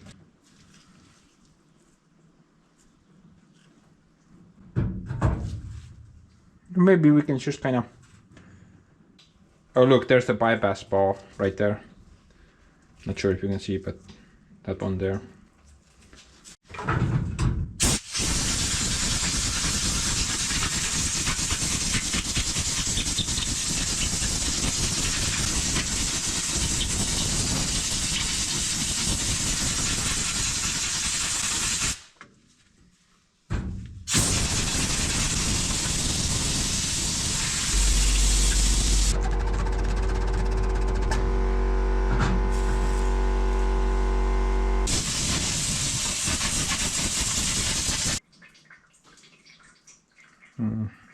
Still pretty dirty.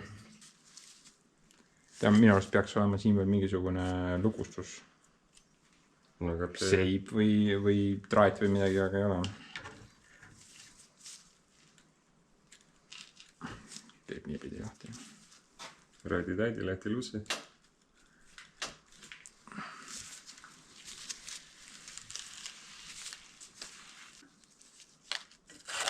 Peseme ära ikkagi. Mõtlesin, et lasen lihtsalt õhuga läbi, aga...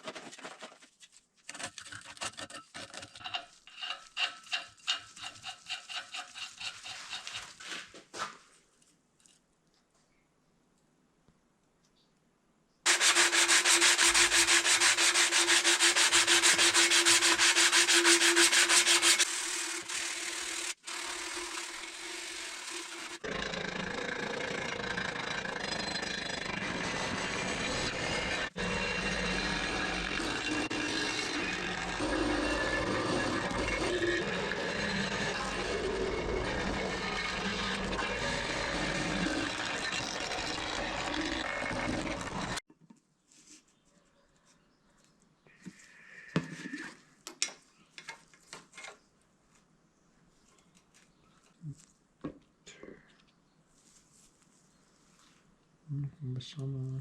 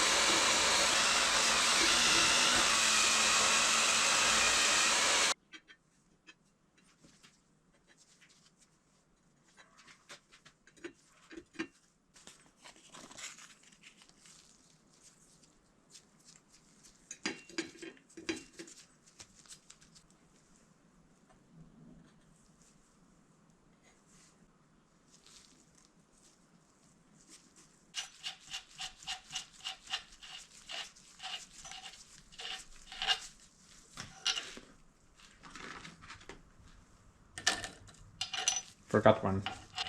My bad. Sorry guys.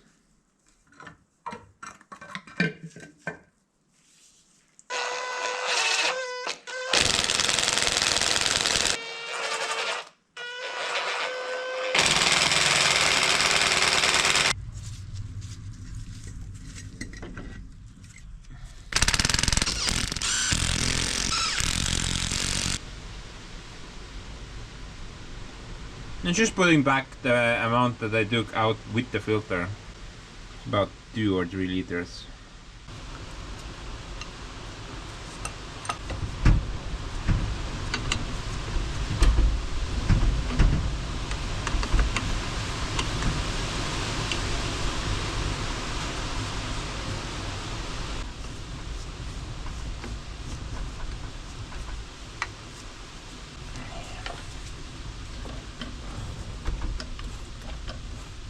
Okay guys, so the book is talking about some middle transfer box thing, which is supposed to have roughly 2 liters of gear oil in it. Maybe this one.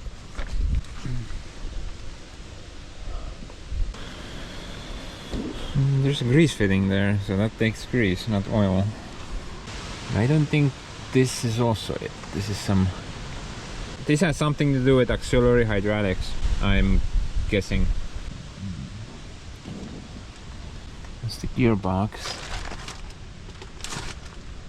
There's nothing.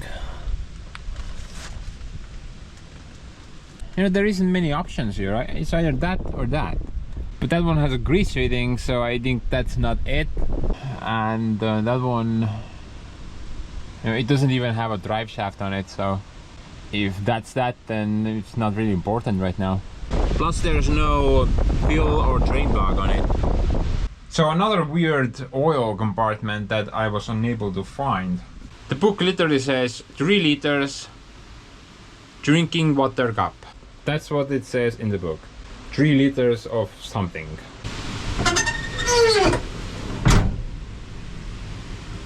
I don't think it's the water cup, it's maybe the windscreen washer fluid. That's just my guess right now, because that kind of makes no sense. Gearbox oil check.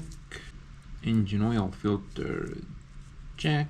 You know, I think I'm ready for the start attempt, but I have to take some precautions. Guys, do you remember when Andrew flipped his crane?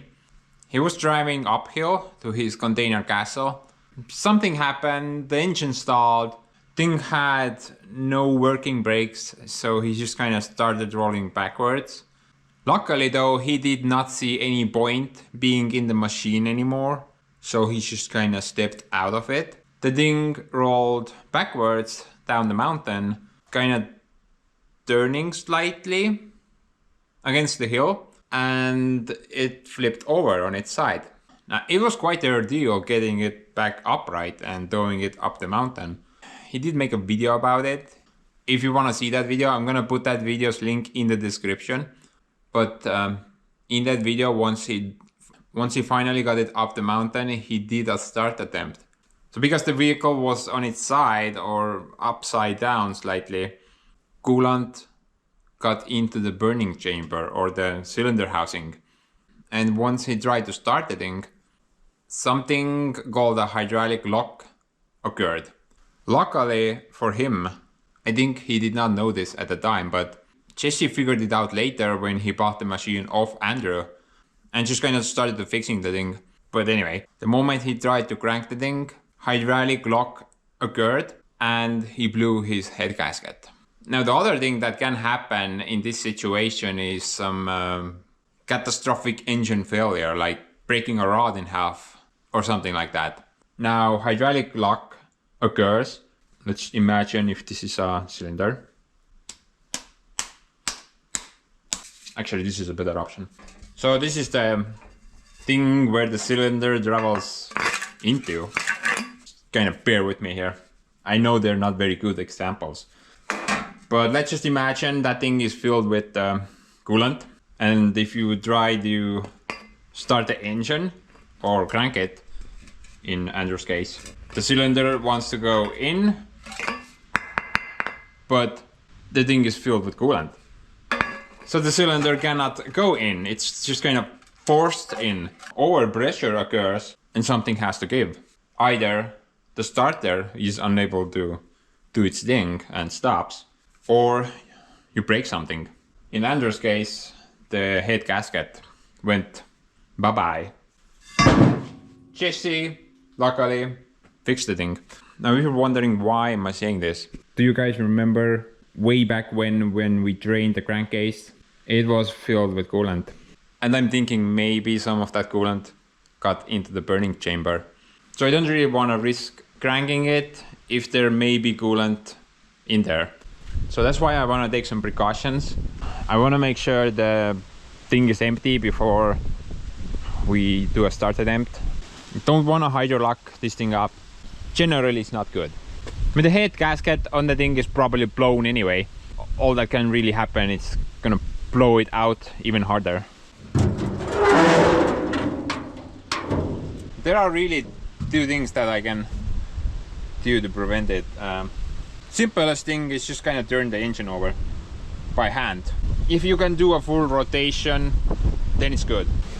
The second thing is to take out the injectors, which are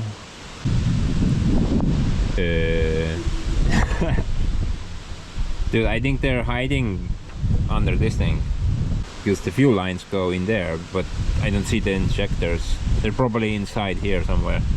But let's try to turn the engine by hand beforehand, before we bring out the Yanmar and try to excavate this thing.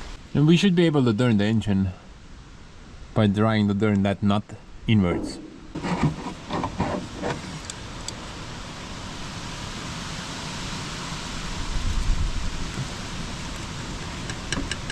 There you go. Sorry about the wind, guys. The wind is just doing its thing today.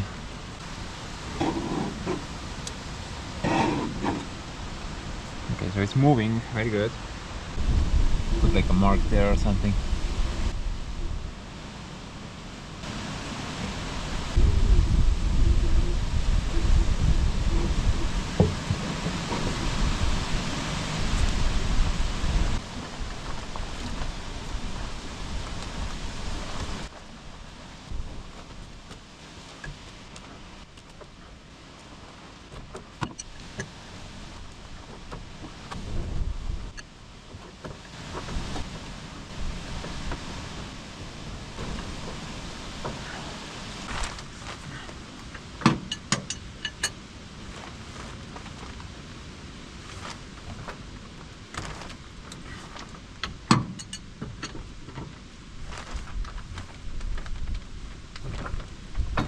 The engine moves pretty freely.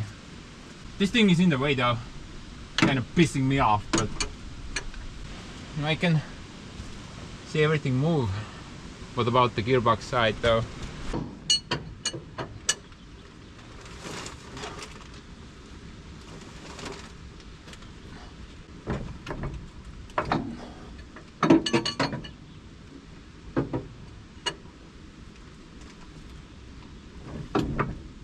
Yeah, man, that's moving. What about the fuel pump shaft though? This should always move with the engine.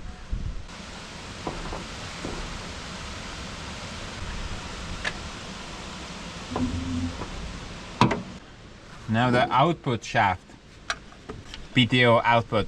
I'm not sure if this is supposed to move. You know, watching a bunch of YouTube videos, this thing always spins. So maybe it has to always move with the gearbox.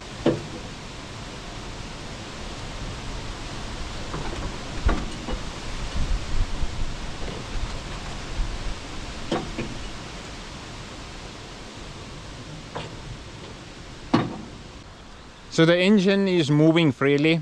That's what we can make out of it right now. That's very good, meaning there is no chance for a hydraulic lock. I am curious about the injectors though. I mean, I can't physically see them. So they have to be hiding under here. I think this is called the rocker cover. I've never opened up this thing on any tractor before, so might as well start big.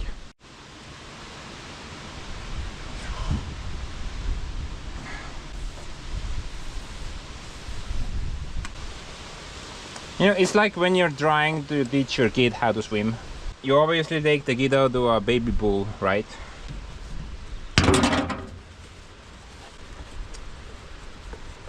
In my case, it would be like throwing the little munchkin of a beer and then hoping for the best.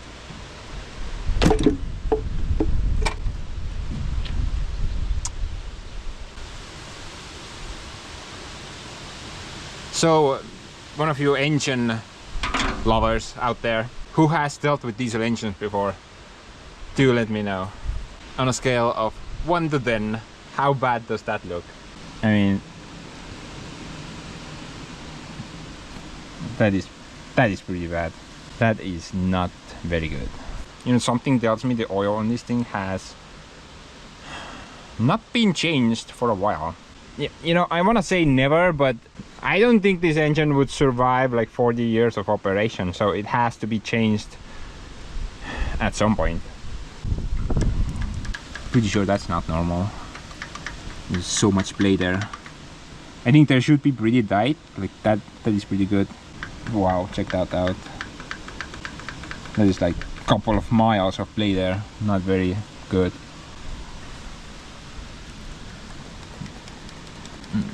Same deal. So much crude, man. That's tight. That's about to fall off. Get bent. So it's not looking very good, guys. Not good. But the injectors are these things. So I think you should kind of undo that, and maybe undo that bolt or not. Sorry guys, I always mix up bolts and nuts. It's just a glitch of mine, don't mind me, I'm a moron. But anyway, I guess you just kind of undo these two and the thing should kind of pop out, or you need to turn it out. I think you need to turn it out. Honestly, I cannot wait until we take the head off.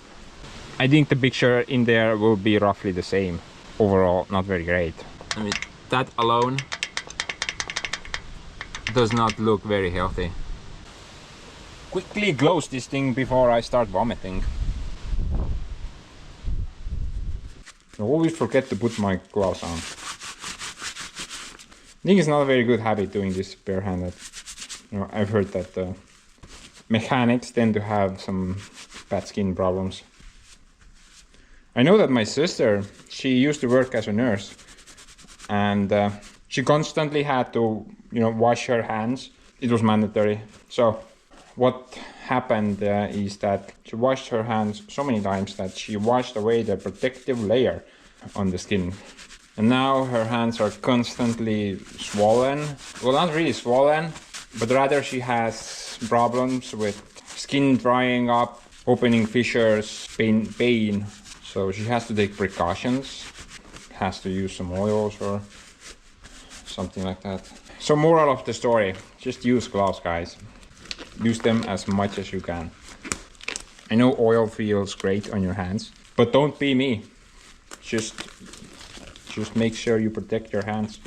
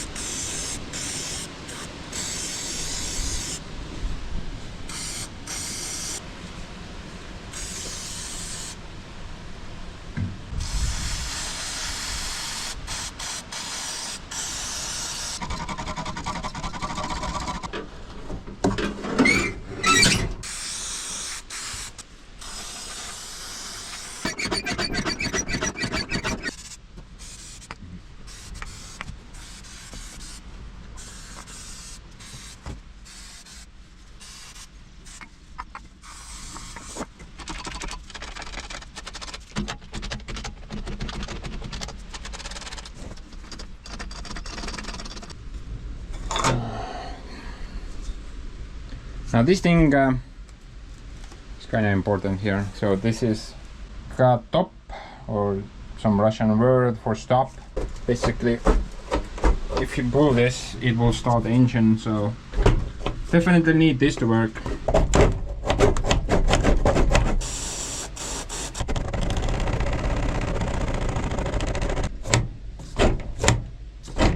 Yeah, it pulls itself in. That's very good.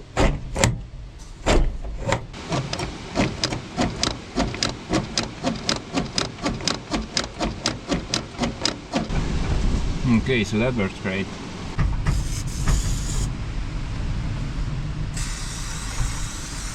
No idea where that goes.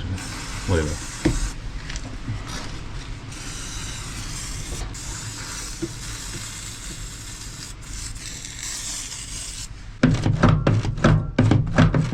Oh, look at that, man. That works so good. What about the handlebar?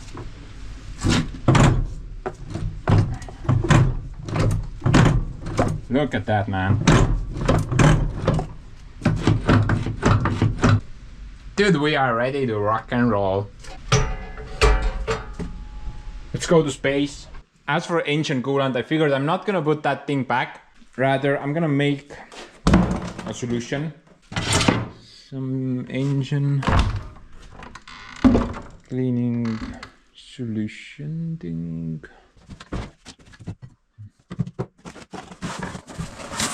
Here we go. Radiator flush. This is kind of weird. It has made in USA sign on it, but everything is in Russian. What's going on, guys? Do tell me. That is very weird. The hell?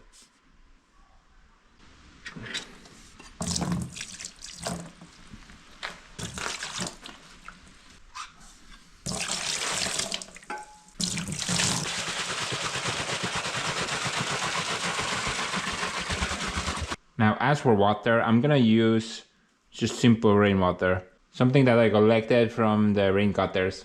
It's not the most ideal solution, I know, but it's definitely better than using well water.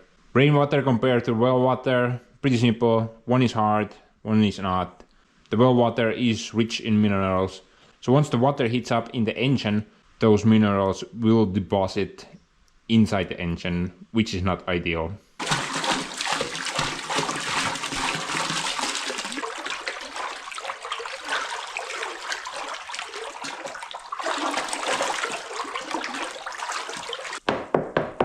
Stick of truth. Go Cartman. Now, in order to prime this fuel system up, compared to Joseph, this should be pretty easy.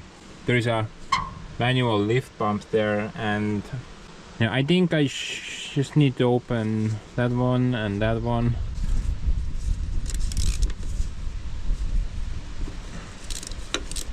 You know, you can just take them out or leave them half in, it doesn't really matter. And then just kind of start pumping, yo. Pump until you see fuel coming out. I guess from both of them, I'm not really sure.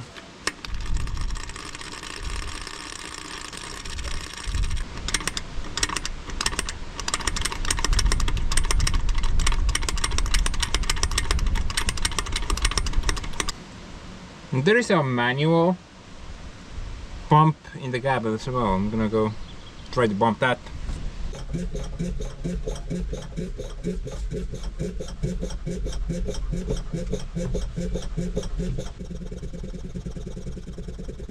Oh, look at that. I got fuel from that side, but that side is dry.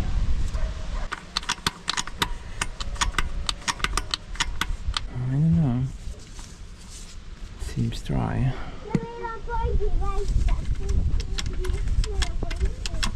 Feels like it's pumping something.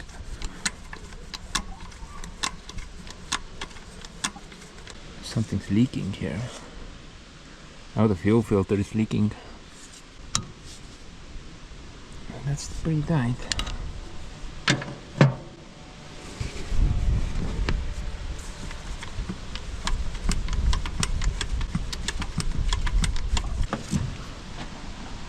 Oh man. I guess that's why we had that stupid gasket there. You know, on the lip of the thing. It doesn't hold pressure. I think it should have like a rubber lip in the housing. That thing has either cracked up with years or it's just missing. I did not look. It would be great to have a rubber, very thin rubber lip here. I don't want to create a gasket which will cover the sides like it was before, because then the filter will just be bypassed. I'm kind of thinking maybe this might be an optimal solution. I've heard that this stuff is not great in hydraulic systems because it blocks these tiny hydraulic channels. Worst thing that can happen is that somehow this thing went through the filter and it got stuck in an injector somewhere. But I don't really see how the thing can get past the filter. I mean, as long as this thing holds, then it should not be able to get past the thing. You want to make sure you don't over tighten this bit. You can just break that white crap. I added a bit of tape there. I don't know why. Just don't worry, the tape is not the seal. Look at that.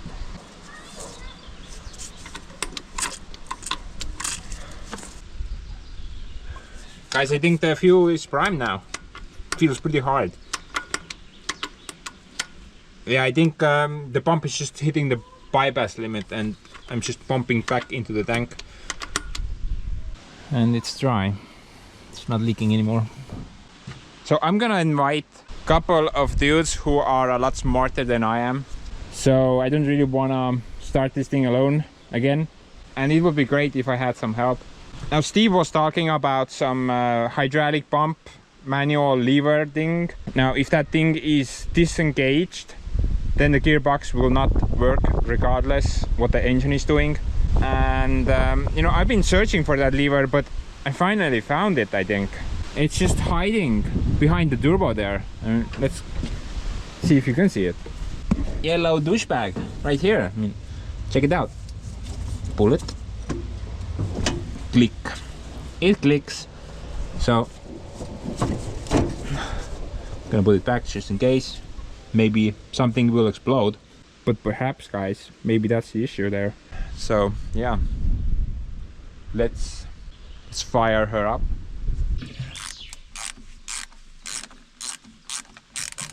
I'm sorry, guys. Last thing, I promise. I just want to check what the thermostat is doing. If it's stuck open, then it's not a big deal, but if it's stuck closed, then that can be a serious issue.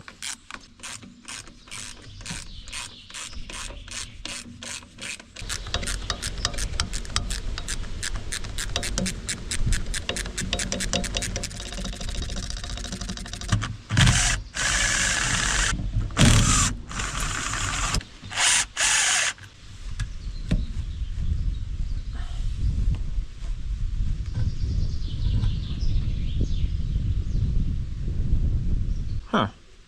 There is no thermostat in it. Well, okay then. Now, when I was cleaning the cab, I did find a couple of these. And I should probably try to test this thing out.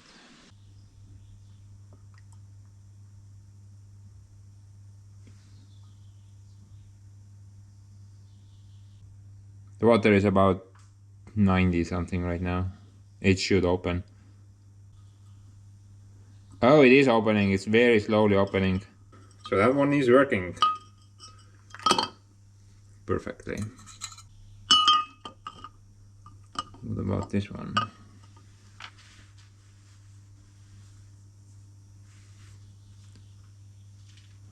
Yeah, that's opening up as well. Just gonna keep them here for a bit. like 76. Probably not very good temperature anymore. The thing cools down pretty fast. But we can see a definite crack there. The thing was fully closed before. And the other one...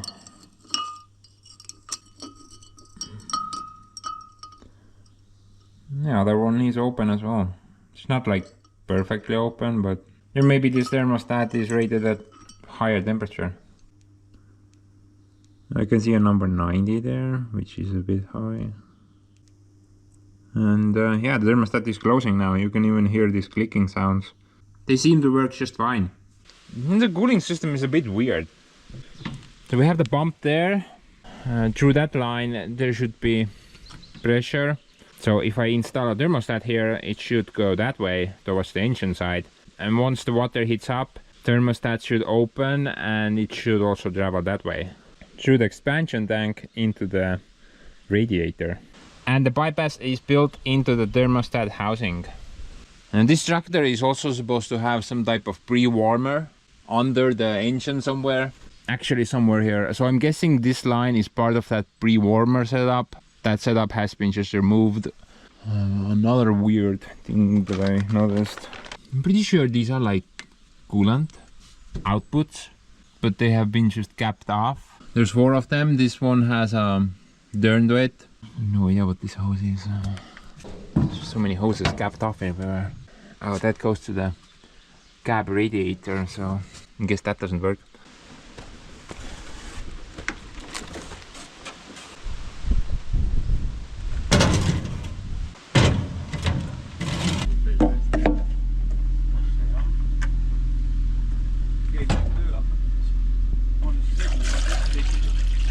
See on see puhastus.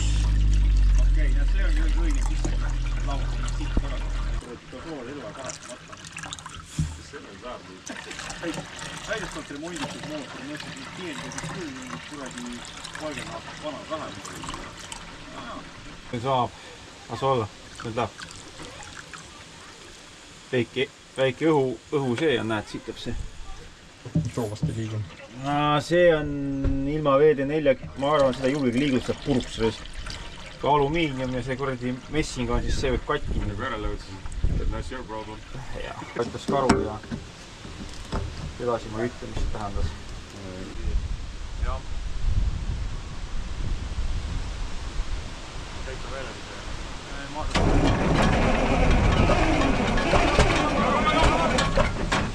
Käik on sees.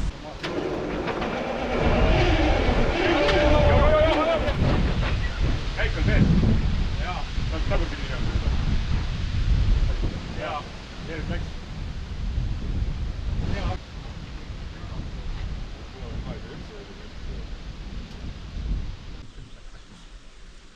Vaatasin ainult sädelemist seal ja mingi mootori tegi natuke jääd. Koju panedagi.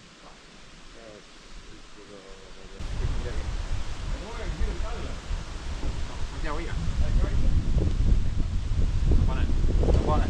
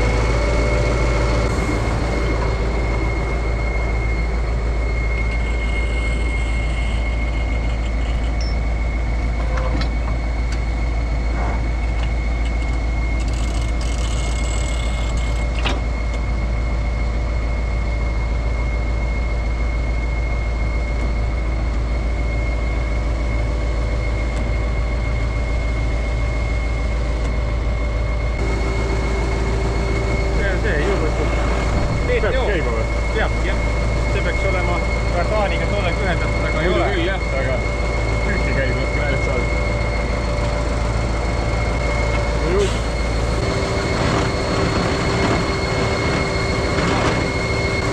Vale käik ees.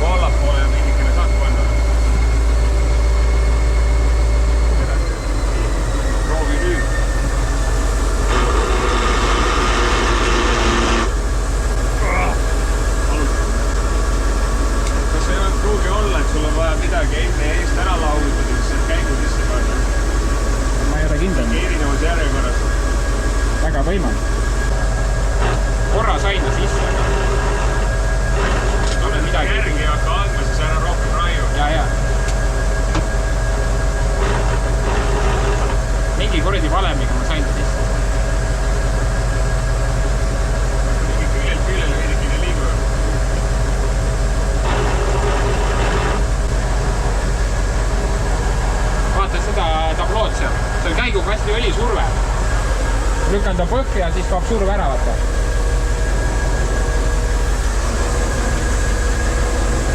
Siis käigukasti oli surve on okei. Kui ta on selle normi piir. Mahutad ära.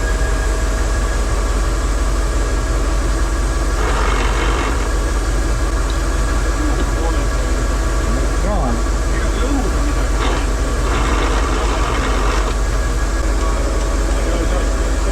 Üldse liigutab.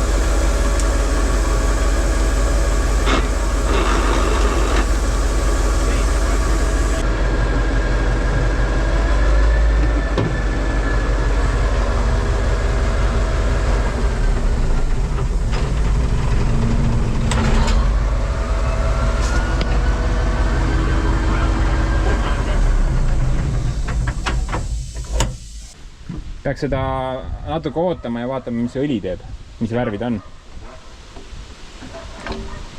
Sittagi ja... Ei midagi.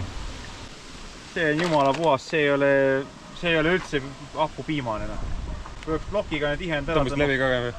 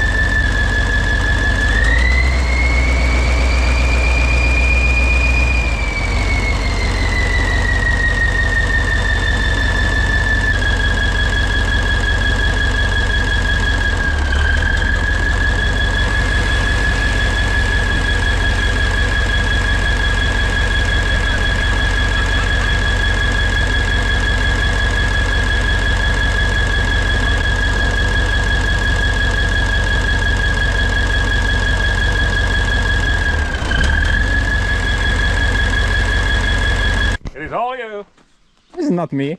Yes, you. Crap. It's not very good. It's not broken at least. And the positive news, you didn't roll over it. The thing moves backwards but cannot go forward. So no forward gears, the pump works, and there's a lot of grinding noise. The grinding noise is probably caused by me because I don't know how to operate the thing. No, I think there's something. You say, buddy. Something else is not right. Engine did not overheat. No, nothing. It's just barely warm, 40 degrees Celsius, that's nothing. And there was a little bit of pressure inside, but you know, the freaking cap didn't fly out. Oh. What? Revers. These are too slower, something, but they don't go in. Something is fucked. Wait a minute, show me again. How you do? This How should did go forward, Uh-huh. neutral, something back. Ooh, now it went in. And one to the side, like Oh crap. We have to try again.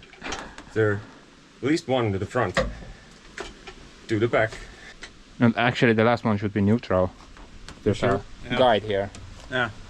Here's the guide. Neutral is the very last one. The last one is something else.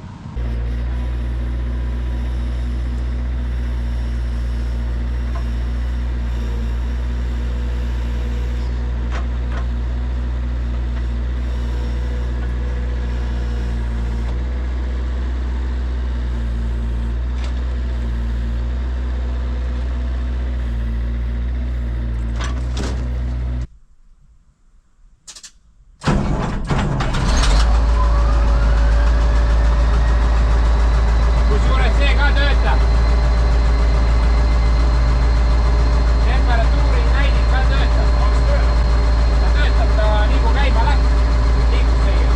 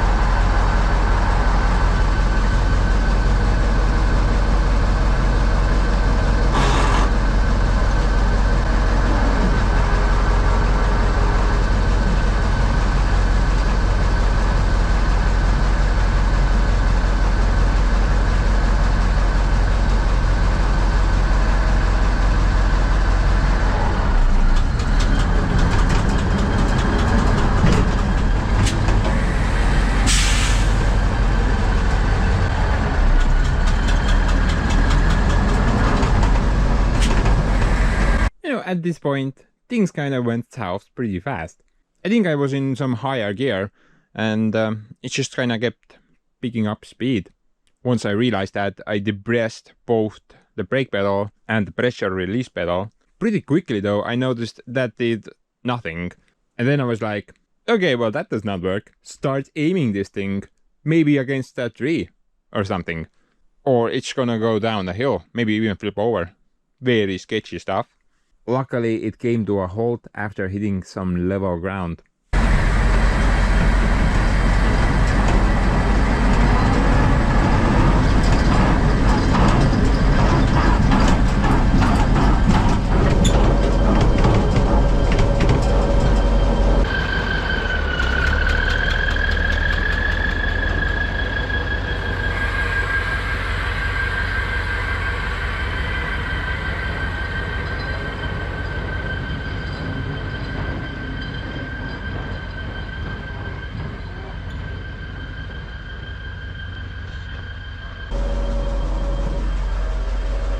Basically, the brakes don't work. And so lucky there was a hill here. That was kind of scary.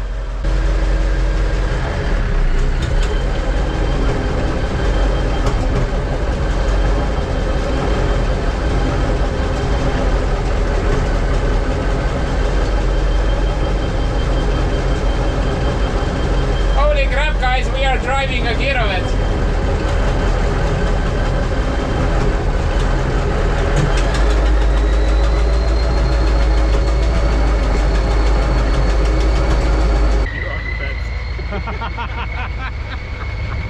Oh man.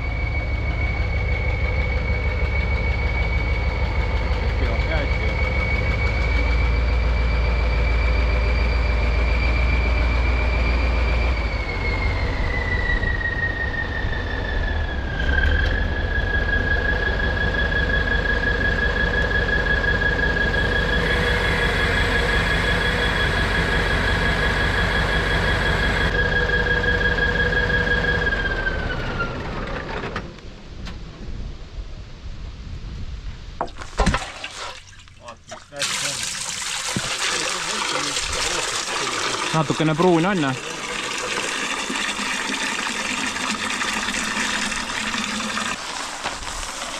No ikka midagi sai sealt. Oh, mingi sodi siin ka. Yeah, not too bad. Ei, siin vaata. Siin on korralikult tund. See on hüdroõli. Yeah, that hose is busted. That hose is shot, my friend. What isn't shot, dude? Everything is shot. Everything is held together with hopes and dreams. Like Hopes and dreams are long gone. hide your hammers and sickles. So the viewing is coming back. Oh dear. Okay. Any more leaks somewhere? Everything is dry here. But there's an air leak here I can hear somewhere. I think it's from there. Yep. This one is leaking. Snow leaks here. Not anymore at least. It was leaking while the thing was running, but not anymore. At least we know it does move forward and backwards. Up here. Ah, yeah. Actually quite hefty. That's lubrication for the frame. Oh. I've tried turning it on and off again. Couple Might fix it. couple of times. You know what I should do? Probably get life insurance. This is very sketchy stuff.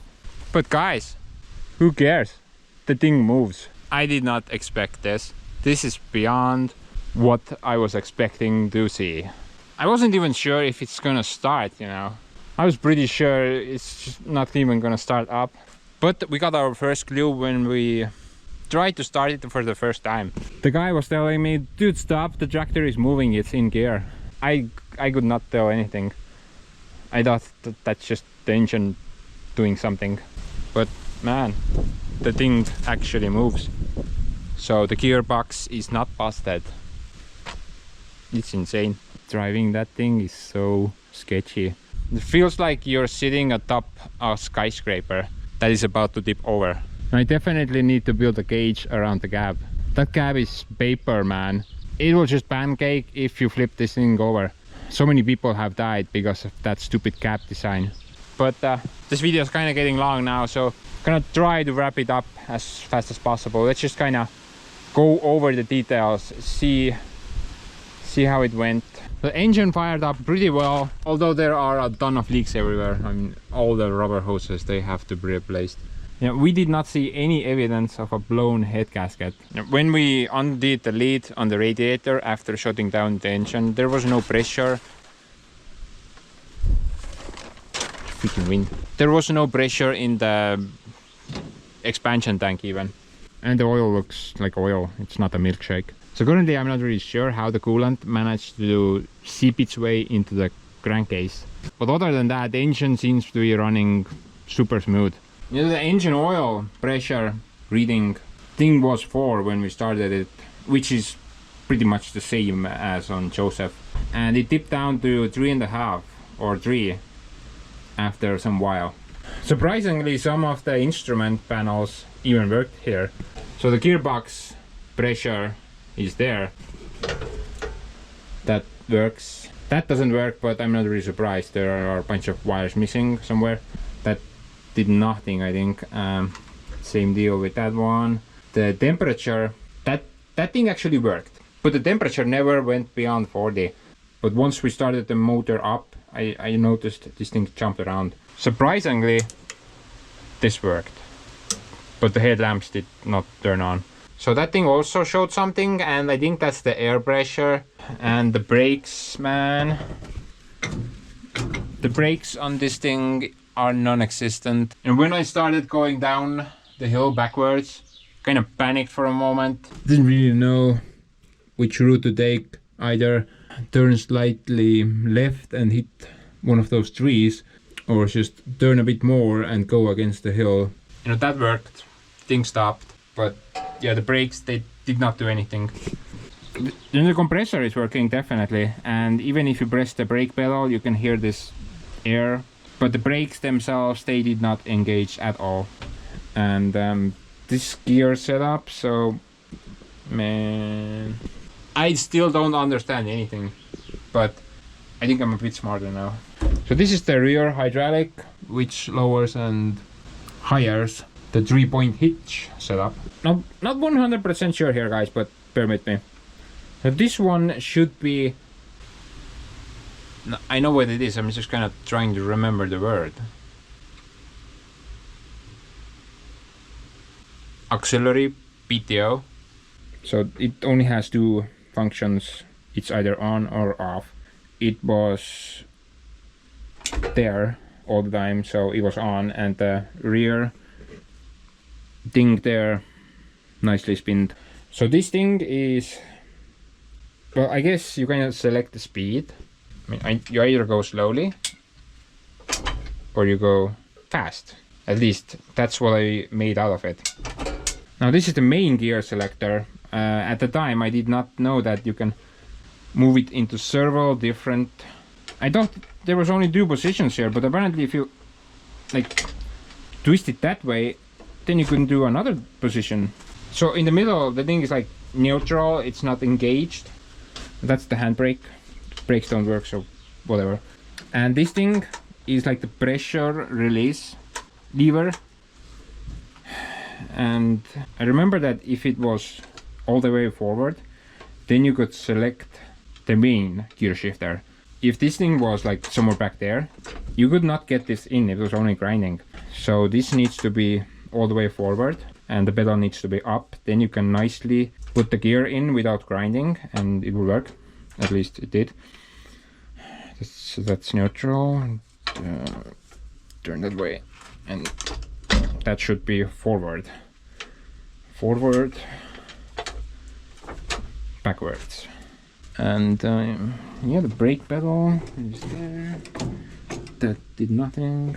Pointless piece of crap. The thing turns.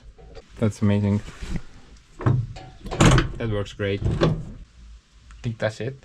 I did not see, but the guy told me that he did not notice any noticeable play in this area, which is very important. Like I said, K700A field work tractor mainly, so it did not experience much of turning. It just kind of went straight for a while, then turned and went straight again. But the K701, which had a loader on the back, that thing turned all the time, and those bushings in the center there just got chewed up so fast. But that's one of the reasons also I wanted 700, because replacing those pins, man, that's quite the chore, even for me.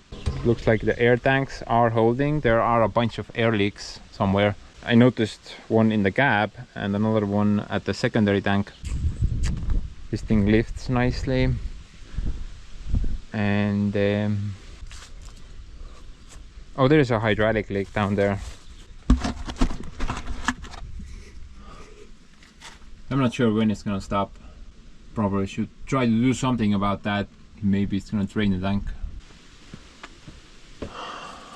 Oil was there, now it's not. Either the oil went into the system somewhere or it leaked out. But anyway, guys, let's just wrap this up. Got it now. I'm not sure what I will do next. I need to think it over. I'm not really sure. One thing's a fact. The thing runs and moves. What the crap else do you need? Brakes? Whatever, man. A bunch of trees. Let's use those as brakes. Yeah.